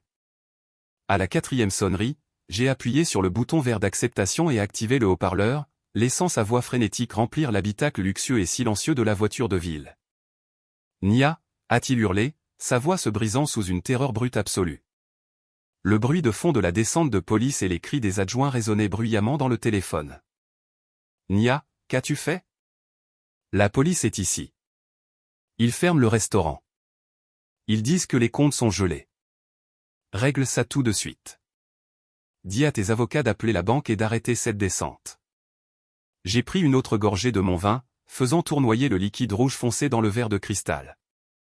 Je ne peux pas faire ça, Marcus, ai-je répondu, ma voix tout à fait calme et fluide, tranchant sa panique chaotique comme une lame. Je n'ai plus l'autorité légale pour empêcher la banque de saisir ses actifs. Je ne suis plus affilié à cette compagnie. De quoi parles-tu? A-t-il hurlé, sanglotant presque dans le combiné. Tu es l'investisseur principal. Tu as financé tout cet endroit. Tu dois les arrêter. N'as-tu pas lu les documents que tu m'as forcé à signer il y a 2 semaines? Ai-je demandé, me penchant plus près du téléphone. J'ai transféré la totalité de ma participation directement à toi et à Chloé. La compagnie vous appartient entièrement maintenant. Et malheureusement pour vous, cela signifie que la dette massive en défaut vous appartient également en totalité. J'espère que vous avez apprécié le dîner VIP car c'est le tout dernier repas que vous servirez jamais. Tu es folle, a-t-il hurlé de toutes ses forces, sa voix résonnant par les portes du restaurant et m'atteignant jusqu'à l'autre côté de la rue. Tu as cédé tes parts. Tu n'as aucune autorité ici.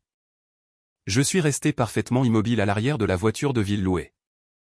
Pour la première fois ce soir, j'ai arrêté de faire tournoyer le vin rouge dans mon verre de cristal. Je n'ai pas bougé sur mon siège. Je n'ai pas ajusté ma posture. J'ai regardé droit devant moi à travers la vitre teintée, laissant les lumières clignotantes chaotiques des patrouilles de police se refléter dans mes yeux. La caméra de ma vie était enfin fixée en place. Je ne faisais plus les 100 pas anxieusement sur le sol de mon Penthouse. Je ne me rétrécissais plus pour m'adapter à leur dynamique familiale toxique. J'étais entièrement ancré et en contrôle total absolu. Tu as tout à fait raison, Marcus, ai-je dit. Ma voix était étrangement calme, perçant le bruit de fond frénétique de la descente de police résonnant du haut-parleur du téléphone. J'ai renoncé à mes parts. J'ai cédé chaque action de cette société à responsabilité limitée. Je vous ai donné 100% de la propriété du restaurant, exactement comme toi et ta femme l'avaient exigé lors de ce dîner. Tu as toute l'autorité maintenant. Alors fais partir le shérif, a-t-il supplié, sa voix se muant en un gémissement aigu. Si je suis le seul propriétaire, ils n'ont absolument aucun droit d'être ici pour fermer mon lancement. Tu dois dire à la banque que c'est une énorme erreur administrative. Dis-leur de dégeler mes comptes, Nia. Il n'y a pas d'erreur, ai-je répondu calmement. Tu vois, Marcus, tu as passé toute ta vie à croire qu'être un homme d'affaires prospère signifiait simplement avoir son nom imprimé sur la porte et donner des ordres. Toi et Chloé étiez tellement obsédés par l'esthétique glamour de la propriété que vous n'avez jamais pris la peine d'apprendre réellement comment fonctionne la finance d'entreprise. Vous pensiez que les 600 000 $ que j'ai déposés sur votre compte étaient un cadeau familial affectueux. Quand j'ai exigé un contrat formel, vous pensiez que j'achetais simplement des parts de votre imaginaire génie culinaire. La ligne est devenue complètement silencieuse, à l'exception de la respiration lourde et saccadée de mon frère debout sur le trottoir. Je pouvais le voir à travers la fenêtre, pressant fort le téléphone contre son oreille. Mais les 600 000 $ n'ont jamais été du capital, ai-je déclaré clairement, articulant chaque syllabe pour qu'il n'y ait aucune confusion. C'était une dette garantie de premier rang. Je pouvais pratiquement voir les regards vides et incompréhensifs sur leurs visages. C'étaient des analphabètes financiers jouant à un jeu à enjeux élevés qu'ils ne comprenaient tout simplement pas. Pour eux, des mots comme capital et dette n'étaient que du jargon d'entreprise interchangeable. Mais dans le monde impitoyable de l'investissement commercial, ces mots font la différence entre la liberté absolue et la ruine totale. Laisse-moi t'expliquer, puisque tes coûteux avocats de la haute société ont apparemment échoué à le faire. J'ai continué, mon ton restant parfaitement plat et pédagogique. Quand j'ai financé ce restaurant, j'ai structuré le capital sous la forme d'un prêt commercial massif fourni par ma société de gestion d'actifs privés. Le restaurant lui-même, le bâtiment, l'équipement de cuisine importé coûteux et la licence de vente d'alcool servaient de garantie principale. Et ce prêt spécifique a été rédigé avec une clause de paiement forfaitaire très stricte. Qu'est-ce que cela signifie? A chuchoté Marcus, semblant complètement brisé. Une clause de paiement forfaitaire stipule que la totalité du solde principal du prêt plus tous les intérêts accumulés deviennent exigibles immédiatement en cas de certains événements déclencheurs spécifiques. J'ai expliqué, et l'un de ces événements déclencheurs non négociables est un transfert total du capital de l'entreprise. J'ai fait une pause, laissant la réalité dévastatrice commencer à s'insinuer dans son cerveau paniqué. J'ai regardé Chloé lui attraper l'épaule, le secouant et exigeant de savoir ce que je disais. Quand toi et Chloé m'avez coincé à cette table de dîner, ai-je dit, ma voix descendant à un murmure mortel. Quand vous avez fait défiler vos riches parents pour m'intimider et que vous m'avez fourré ce document juridique bâclé sous le nez, vous pensiez exécuter une prise de contrôle hostile. Vous pensiez me voler mon entreprise sous mes pieds. Mais ce que vous avez fait en réalité, c'est assumer légalement 100% de ma dette toxique. Marcus a laissé échapper un son d'étouffement alors que le piège se refermait enfin dans son esprit. Tu as déclenché le paiement forfaitaire, Marcus, en me forçant à quitter la compagnie. Tu as rendu la totalité du prêt massif exigible à la seconde même où mon stylo en or a quitté le papier. Quand tu m'as trompé pour que je cède mes parts, tu as assumé 100% de la dette. Et parce que tu es déjà en défaut de paiement grave pour n'avoir pas payé tes fournisseurs, tu assumes également le taux d'intérêt de pénalité de 25%. Cela fait 750 000 $ exigibles immédiatement des réceptions. Comme tu n'as pas les liquidités, ma société a placé un privilège commercial immédiat sur ton exploitation, a gelé tes comptes secondaires et a envoyé le shérif saisir la garantie. Tu es entièrement en faillite. J'ai regardé à travers la vitre teintée Marcus s'effondrer physiquement. Ses genoux ont cédé, frappant le trottoir en béton juste devant le stand de voiturier. Il a laissé tomber sa tête dans ses mains, ignorant complètement les riches invités VIP qu'il enjambait actuellement pour échapper à la descente de police. Son illusion de petit garçon doré était morte. La réalité de son incompétence absolue l'avait finalement écrasé. Soudain, j'ai entendu une bousculade violente à l'autre bout de la ligne. Chloé avait arraché le téléphone portable de ses mains tremblantes. Son visage était d'un rouge foncé sous l'effet d'une rage incontrôlée, et son mascara coûteux coulait sur ses joues. « Tu es un monstre malade et jaloux », a hurlé Chloé, sa voix déchirant le haut-parleur du téléphone avec une intensité perçante. « Tu nous as piégés. Tu as planifié cela tout le temps juste pour nous détruire. Tu voulais humilier Marcus devant ma famille. » « Je ne vous ai pas piégé, Chloé, ai-je répondu, prenant une gorgée lente et satisfaisante de mon vin millésimé. Je vous ai simplement tendu la corde, et vous avez joyeusement noué le nœud coulant vous-même. Vous vouliez le restaurant pour vous tout seul. Vous vouliez la gloire sans fournir le travail réel. Eh bien, maintenant vous l'avez, avec chaque conséquence financière qui y est attachée. Je vais déclarer faillite, a hurlé Chloé, sa voix atteignant un ton hystérique et désespéré. Je vais appeler mon comptable tout de suite et déposer le bilan de l'entreprise. Nous allons dissoudre la compagnie et nous éloigner de ce pétrin. Tu n'auras pas un seul centime de notre part, Nia. Pas un centime. Je me suis penché plus près du téléphone, mon sourire s'élargissant dans l'habitacle sombre et silencieux de ma voiture de ville. La faillite d'une entreprise ne vous protège que si l'entité corporative protège réellement vos actifs personnels. Mais ma chère belle-sœur, vous auriez vraiment dû engager un avocat commercial chevronné au lieu de compter sur votre oncle qui s'occupe des divorces locaux. Le document de transfert de capital que tu as si avidement arraché de ma table il y a 2 semaines, celui que tu as pratiquement célébré en le signant, incluait une clause de garantie personnelle très standard, très blindée. Sais-tu ce qu'est une garantie personnelle, Chloé? Cela signifie que lorsque la société à responsabilité limitée fait défaut sur sa dette massive, le voile corporatif est légalement percé. Le créancier a le droit légal absolu de contourner l'entreprise en faillite et de saisir les actifs personnels des garants pour satisfaire le solde impayé. Et puisque vous avez tous les deux, toi et Marcus, fièrement signé ce papier sur la ligne pointillée, vos actifs personnels sont maintenant entièrement exposés légalement à ma société. Vous n'allez pas seulement perdre le restaurant. J'ai expliqué, ma voix restant parfaitement égale alors que je portais le coup dévastateur final. Demain matin, la banque va envoyer une dépanneuse de saisie dans votre allée pour cette Porsche toute neuve que vous conduisez en ville. Ils vont saisir vos sacs à main de luxe coûteux, vos bijoux, et la valeur nette de cette magnifique maison de banlieue que vous aimez tant exhiber sur vos comptes de réseaux sociaux. Tu voulais être une femme d'affaires indépendante qui bâtit un héritage. Eh bien, maintenant tu vas découvrir la réalité indépendante de la liquidation totale des actifs.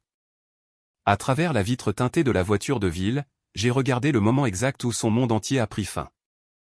Si c'était un documentaire, l'écran se diviserait pile au milieu à 7 secondes précises.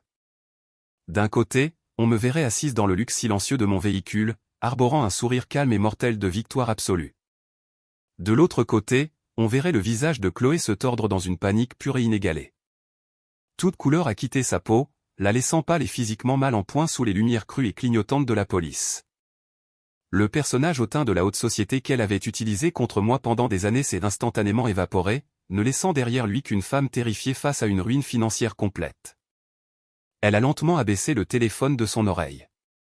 Elle s'est tournée pour regarder Marcus, qui était toujours à genoux sur le trottoir en béton, la tête enfouie dans ses mains. L'illusion de leur mariage parfait est blindée à voler en 1 million d'éclats. Face à la destruction absolue, elle ne s'est pas agenouillée pour le réconforter. Elle n'a pas entouré son mari de ses bras en promettant qu'ils mèneraient cette bataille ensemble. Son amour conditionnel s'est évanoui au moment précis où l'argent a disparu. Chloé a levé la main et a giflé son mari au visage avec toute la force qu'elle possédait. Le bruit sec de sa paume frappant sa joue a été si fort qu'il a résonné dans tout le quartier, obligeant plusieurs policiers à s'arrêter et à tourner la tête. « Espèce d'idiot fini !» lui a-t-elle hurlé, sa voix déchirant l'air frais de la nuit. « Tu m'as dit que c'était juste un transfert de propriété standard. Tu m'as dit que tu avais lu le contrat. Tu m'as dit que ta stupide sœur cédait simplement ses parts parce que nous l'avions intimidée. Tu as ruiné ma vie, Marcus.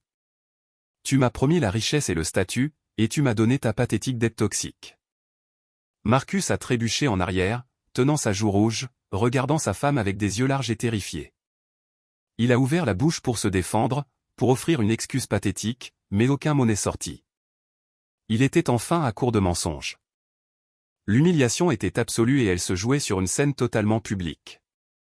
J'ai regardé alors que les parents riches et d'élite de Chloé, les mêmes personnes qui m'avaient méprisé et forcé à m'asseoir près des portes de la cuisine, étaient témoins de tout ce spectacle pathétique. Ils se tenaient regroupés près du stand de voituriers, regardant le couple doré se déchirer devant des adjoints du shérif armé. Mais ils ne se sont pas précipités pour l'aider. La vieille bourgeoisie déteste les scandales publics et l'échec financier plus que tout au monde. Pour eux, Chloé n'était plus une victime. Elle était un passif massif qui venait d'embarrasser de façon permanente le nom de leur famille. Sa tante et son oncle, ceux qui s'étaient moqués de ma carrière en entreprise, ont échangé un seul regard de dégoût. Ils ont resserré leurs manteaux en cachemire coûteux sur leurs épaules et sont tout simplement partis. Ils sont passés juste devant Chloé, ignorant complètement ses sanglots frénétiques et faisant signe à leur chauffeur privé. En 2 minutes, tout son filet de sécurité de la haute société s'était évanoui dans la nuit d'Atlanta, la laissant complètement abandonnée face au désordre qu'elle avait aidé à créer. J'ai regardé Chloé tomber à genoux, pleurant hystériquement sur le trottoir à côté de l'homme qu'elle méprisait désormais totalement. La police a continué d'exécuter le mandat, collant méthodiquement des avis de fermeture officiels néons sur les portes d'entrée en acajou et verrouillant les lieux. La grande soirée de lancement était officiellement une scène de crime. Le spectacle était pratiquement terminé, et je me suis penché pour tapoter la cloison vitrée, avec l'intention de dire à mi chauffeur de me ramener chez moi, dans mon Penthouse. Mais l'univers avait un dernier acte préparé pour cette tragédie. Un SUV de luxe argenté a dévié agressivement vers le trottoir, ignorant complètement les barricades de police orange vif. Les pneus ont crissé bruyamment tandis que le véhicule s'arrêtait brusquement en pleine voie réservée aux pompiers. La portière côté conducteur s'est ouverte et ma mère, Brenda, en est sortie d'un bond. Elle a dû recevoir un SMS paniqué de Marcus juste avant que la police ne saisisse son téléphone et ne verrouille le bâtiment. Brenda a jeté un seul regard sur la scène chaotique, les gyrophares, les portes verrouillées, les invités en fuite et son fils prodige pleurant sur le trottoir. Elle a complètement perdu la tête. Elle a couru devant un adjoint qui tentait de l'arrêter, se frayant un chemin vers Marcus. Elle l'a saisi par les épaules, vérifiant frénétiquement s'il était blessé avant de remarquer le téléphone portable posé au sol à côté de lui. Elle a ramassé le téléphone et l'a porté à son oreille. Je pouvais entendre sa respiration lourde et frénétique résonner dans les haut-parleurs de ma voiture. « Nia » a-t-elle crié, sa voix déchirant la connexion audio avec une fureur sans égale. « Es-tu complètement folle ? Tu essaies de tuer ton propre frère pour un stupide malentendu concernant l'argent.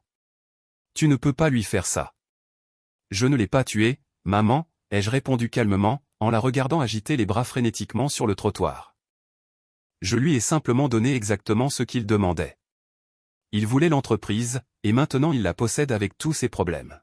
« Tu es un monstre », a hurlé Brenda, des larmes de rage absolue coulant sur son visage. « Tu te crois si maligne avec tes contrats d'entreprise, mais tu commets une erreur monumentale. Ce n'est qu'un espace loué, Nia. Tu ne possèdes pas ce bâtiment. Le restaurant loue simplement cette propriété à un propriétaire commercial. Tu n'as absolument aucun droit de l'enfermer hors d'une propriété que tu ne possèdes même pas. Tu ne peux pas l'expulser. J'ai écouté ma mère hurler à s'en époumoner sur le trottoir. Sa voix était aiguë et désespérée, griffant le haut-parleur du téléphone avec l'instinct protecteur féroce et irrationnel qu'elle n'avait jamais réservé qu'à son fils prodige.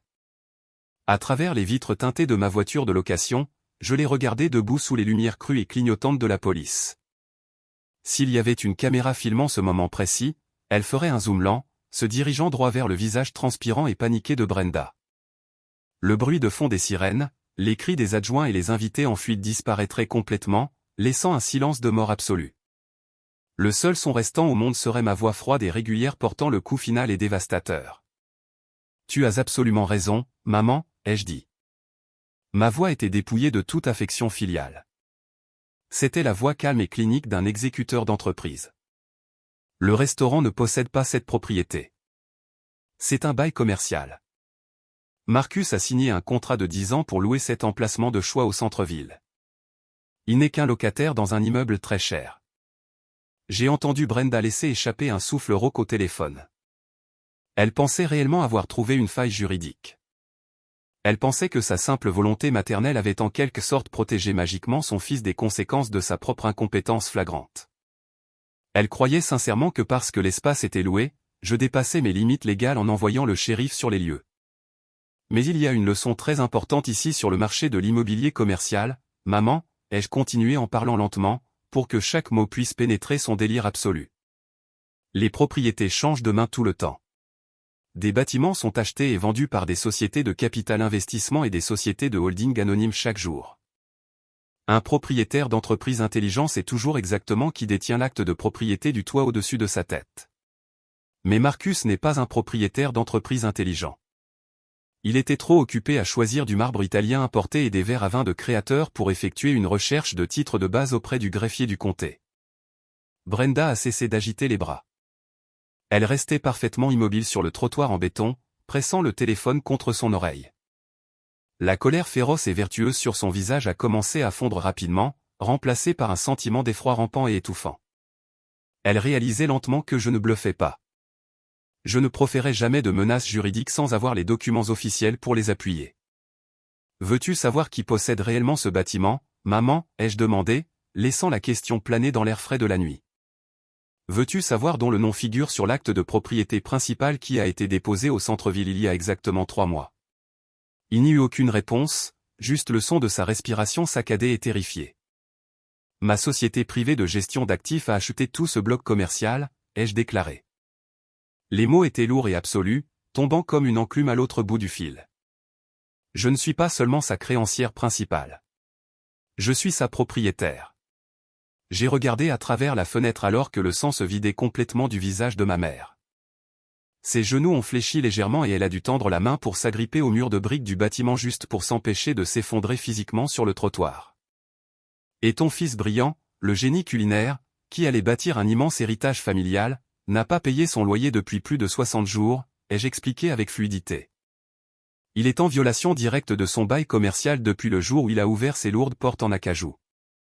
Les locataires commerciaux ne bénéficient pas des mêmes délais de grâce sympathiques que les locataires résidentiels. Dans le monde de l'entreprise, quand on ne paie pas pour son espace, on le perd immédiatement. J'ai fait une pause, la laissant regarder les officiers armés qui montaient la garde à l'entrée principale du restaurant. Donc, ces adjoints armés qui se tiennent dans le hall en ce moment ne sont pas seulement là pour saisir l'équipement de cuisine et geler les comptes bancaires, lui ai-je dit. Ils appliquent légalement un avis d'expulsion actif. Ils l'enferment officiellement hors de mon bâtiment. Il est en train de commettre une violation de domicile sur ma propriété privée. L'effondrement était total et absolu. La grande illusion de la famille parfaite, de l'enfant prodige et de la belle-fille de la haute société était complètement réduite en poussière. Marcus, qui était toujours à genoux sur le sol, a enfin compris l'ampleur de sa défaite. Il n'avait pas seulement perdu une entreprise. Il avait été systématiquement surpassé, déjoué et détruit légalement par la sœur qu'il avait passé sa vie entière à traiter comme une moins que rien. Il a baissé la tête vers le béton, complètement brisé. Claude se tenait à quelques mètres de là, regardant sa belle-mère vaciller de façon instable contre le mur de briques. Claude ne lui a pas proposé son aide. Elle fixait simplement les portes verrouillées du restaurant, son visage étant un masque vide de choc traumatisé. C'était une femme qui s'était mariée pour l'argent et le statut, pour découvrir finalement qu'elle s'était légalement enchaînée à une montagne de dettes toxiques et d'humiliation publique. Brenda a fini par retrouver sa voix, mais elle était faible et tremblante. Nia, a-t-elle sangloté, ses larmes coulant librement maintenant, ruinant son maquillage coûteux. S'il te plaît, tu ne peux pas faire ça à ta propre chair. Tu détruis sa vie. Où est-il censé aller? Comment est-il censé survivre à ça? Tu es sa sœur. Je ne suis pas sa sœur, ai-je répondu, ma voix étant totalement dépourvue d'émotion. Je suis sa propriétaire et sa créancière principale. Tu t'en es assuré, maman. Tu as passé toute mon enfance à me dire que ma seule valeur pour cette famille était ce que je pouvais lui fournir. Tu as exigé que je finance ses rêves alors que tu ignorais complètement les miens. Tu m'as giflé au visage dans ma propre maison parce que j'avais osé souligner qu'il me volait. Tu as choisi cette réalité. Tu as construit ce monstre. Et maintenant, tu vas le regarder brûler. Mais je suis ta mère, s'est écriée Brenda, sa voix se brisant de désespoir absolu. Je t'ai donné la vie. Tu me redevable. J'ai payé cette dette en totalité il y a bien longtemps, ai-je dit, la fixant à travers la vitre teintée sombre. J'ai acheté cette voiture de luxe avec laquelle tu es venu ici. J'ai payé l'hypothèque de ton appartement. J'ai financé tout ton mode de vie alors que tu me traitais comme une citoyenne de seconde zone. Tu pensais que mon énergie d'entreprise était trop froide pour ta belle famille. Tu pensais que mes limites n'étaient que de l'entêtement de ma part. Eh bien, voici à quoi ressemble mon énergie d'entreprise lorsqu'elle est complètement déchaînée. Elle est précise. Elle est légale. Et elle est absolument impitoyable. Je l'ai regardée baisser la tête, sanglotant de manière incontrôlable dans sa main libre. Elle pleurait la perte de son image parfaite. Elle pleurait la prise de conscience soudaine et terrifiante que son fils prodige était une imposture totale et que la fille qu'elle avait écartée était la seule personne détenant les clés de leur survie. Mais la banque de Nia était définitivement fermée. Il n'y aurait plus de renflouement. Il n'y aurait plus de seconde chance. J'ai pris une dernière gorgée de mon vin rouge, savourant le goût sucré de la libération totale. J'ai regardé ma montre en or vintage.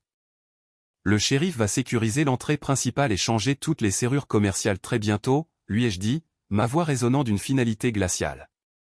Dis à ton fils et à sa charmante épouse qu'ils ont exactement 10 minutes pour récupérer leurs petits effets personnels au vestiaire avant d'être escortés définitivement hors de ma propriété. Adieu, maman. J'ai appuyé sur le bouton rouge de mon téléphone, coupant instantanément ses sanglots frénétiques. Un lourd silence a envahi l'habitacle luxueux de ma voiture.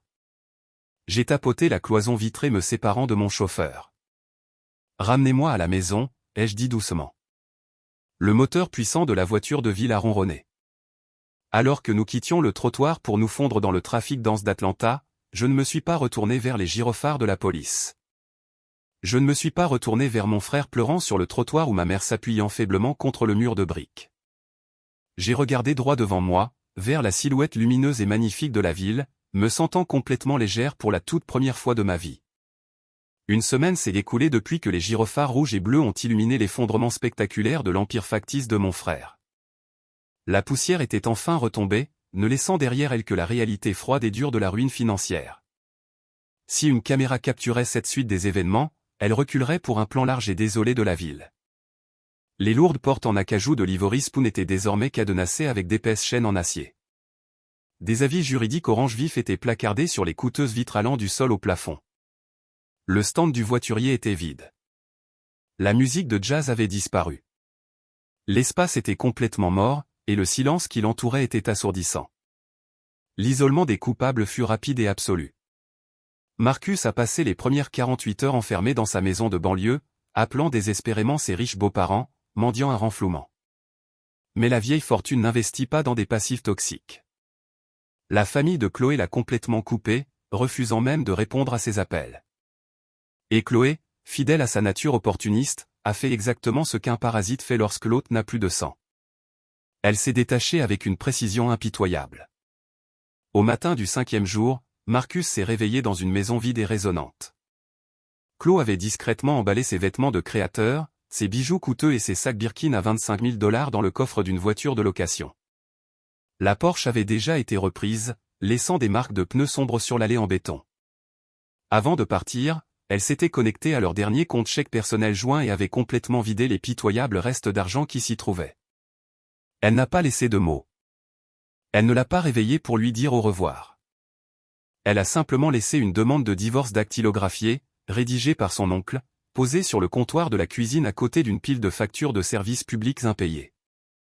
Elle a disparu dans les banlieues aisées, laissant Marcus entièrement seul, enterré sous 750 000 $ de dettes d'entreprise agressives sans aucune issue possible.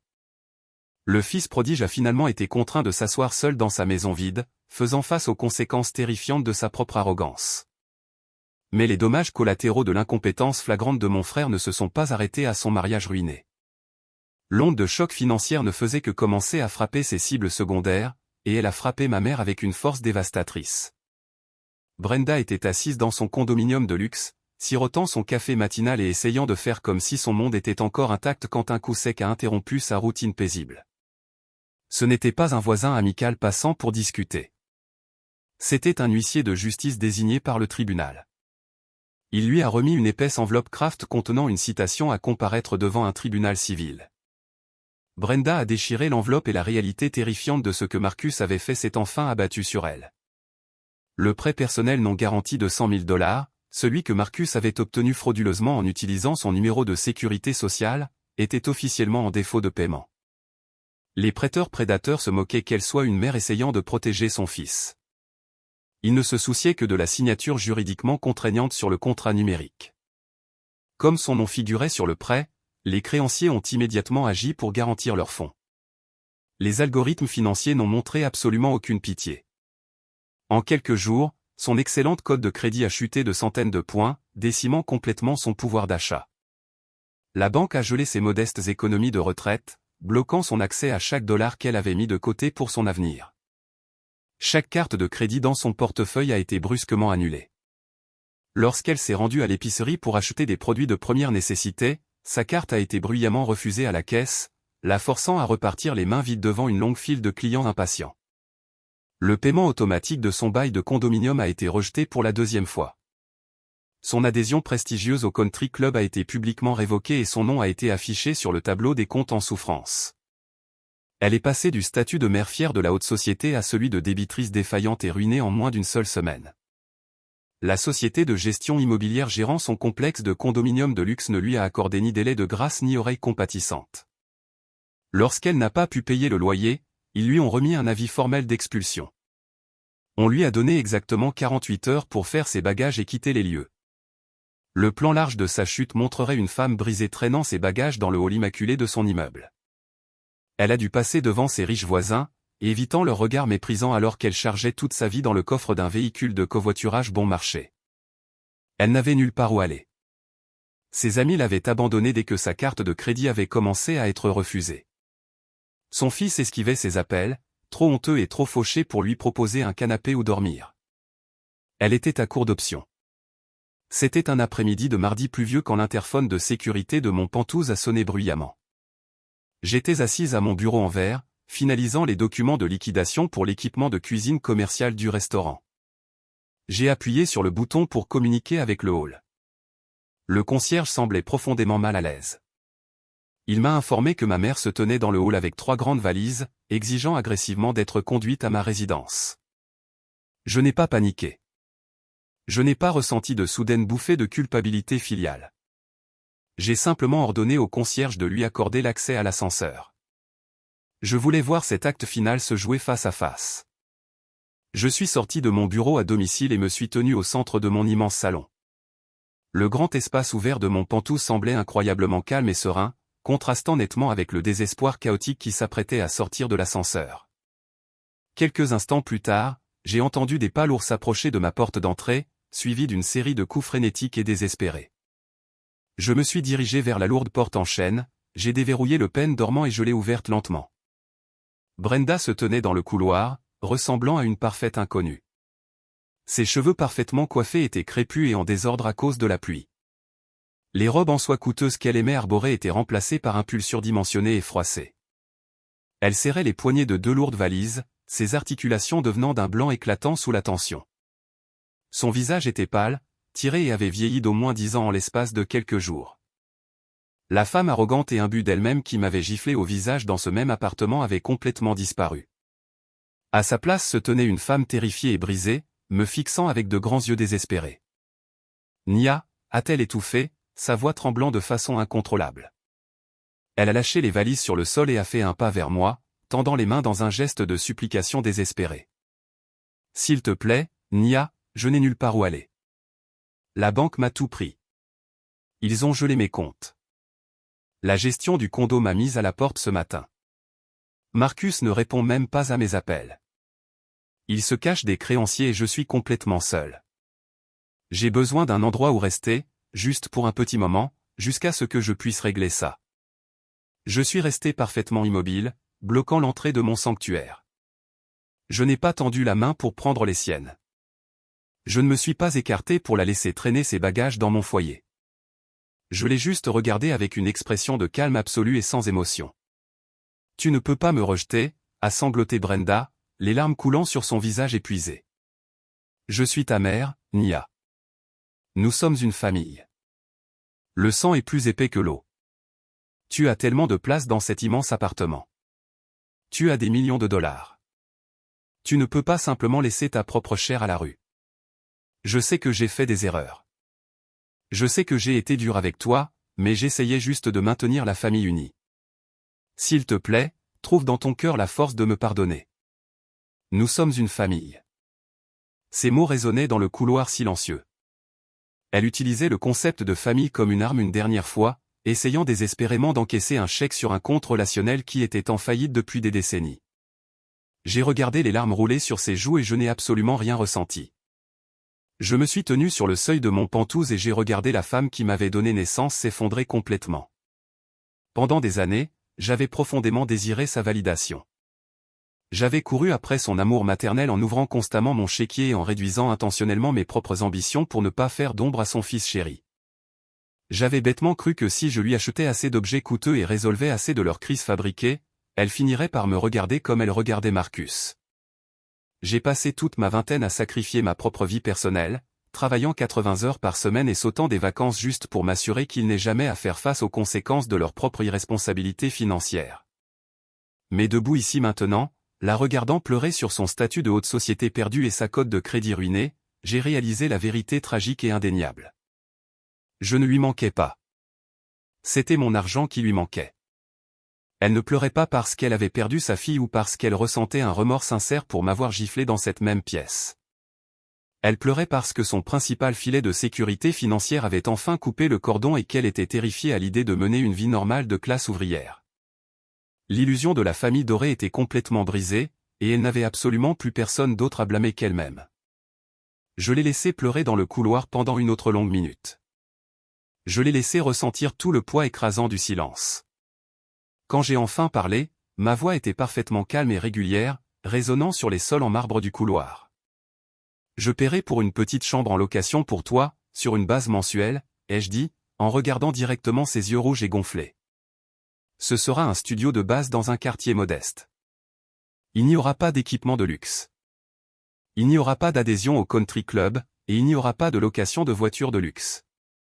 Je couvrirai les services publics de base et je m'assurerai que tu aies un toit simple au-dessus de ta tête, uniquement parce que la loi exige un soutien de base pour les aînés et que je refuse que ma propre conscience porte le poids de ta ruine absolue. Brenda m'a regardé, son visage se déformant dans un mélange d'horreur et d'incrédulité. Un studio de base, a-t-elle chuchoté, sa voix tremblante. Nia, je ne peux pas vivre dans un endroit comme ça. Que vont penser mes amis? Tu n'as plus d'amis, maman, lui ai-je rappelé froidement. Ils t'ont abandonné à l'instant précis où ta carte de crédit a commencé à être refusée. C'est ma dernière offre. Prends-la où tu peux aller dormir par terre dans n'importe quel motel bon marché où Marcus se cache actuellement. Mais écoute-moi bien car je ne le dirai qu'une dernière fois. Ce petit appartement est l'étendue absolue de ma générosité. Tu ne franchiras plus jamais ma porte. Tu ne m'appelleras pas pour les fêtes. Tu ne me demanderas pas de fonds d'urgence. Tu as choisi de protéger farouchement ton fils prodige pendant qu'il essayait activement de me détruire. Maintenant, tu dois vivre avec la vie qu'il t'a fournie. Brenda a ouvert la bouche pour argumenter, pour se lancer dans une autre excuse manipulative désespérée. Elle a tendu la main, tentant de saisir la manche ajustée de ma veste de tailleur, mais j'ai simplement fait un pas délibéré en arrière dans mon foyer privé. Je n'ai pas attendu qu'elle formule une autre excuse toxique. J'ai tendu la main, j'ai saisi la lourde poignée en laiton et j'ai fermement poussé l'épaisse porte en chêne, la fermant juste devant elle. Le clic solide et lourd du pêne dormant se verrouillant a résonné exactement comme un marteau de juge tombant dans une salle d'audience. C'était le verdict final et incontestable. Je suis resté dans l'entrée un long moment, écoutant ses sanglots étouffés vibrer à travers le bois épais de la porte. Lentement, les pleurs ont commencé à s'estomper lorsqu'elle a enfin réalisé que je n'allais plus jamais ouvrir cette porte. J'ai entendu le son lent et lourd de ses valises qu'elle traînait dans le couloir vers l'ascenseur. Et puis, il n'y eut plus rien qu'un beau silence absolu. Je me suis détourné de la porte d'entrée et j'ai marché lentement à travers mon immense salon. Le fardeau lourd et étouffant que j'avais porté sur mes épaules pendant plus d'une décennie s'est complètement évanoui. Je me sentais physiquement plus légère. Le soleil de fin d'après-midi se déversait à travers les immenses baies vitrées, baignant tout le Penthouse d'une lumière dorée chaude et rayonnante. Le silence dans ma maison n'était plus isolant ou solitaire. Il ressemblait à un immense bouclier protecteur. Je me suis approché de l'îlot de cuisine en marbre et j'ai pris mon verre en cristal de vin rouge vintage. J'ai pris une gorgée lente et délibérée, savourant les saveurs complexes et le sentiment de paix profond qui s'installait rapidement dans mes os. Je me suis dirigé vers mon canapé en cuir sur mesure et je me suis assise, croisant les jambes et posant mon bras confortablement sur le dossier. La lumière du soleil a accroché la montre en or à mon poignet, reflétant un faisceau lumineux à travers la pièce.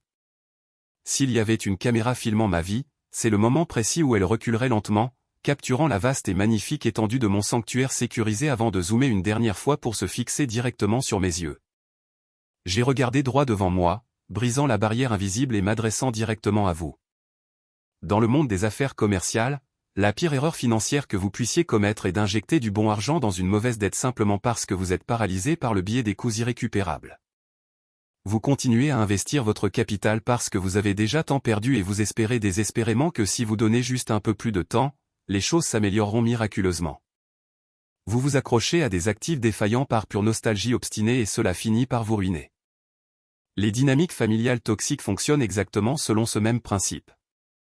Vous continuez à déverser votre énergie émotionnelle infinie, votre temps précieux et votre argent durement gagné dans des personnes qui vous vident constamment, simplement parce que vous partagez le même sang.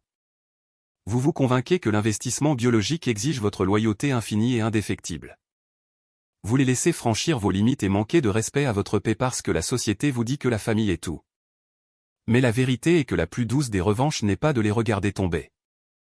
Ce ne sont pas les descentes de police dramatiques, les voitures de luxe brisées ou les faillites publiques spectaculaires.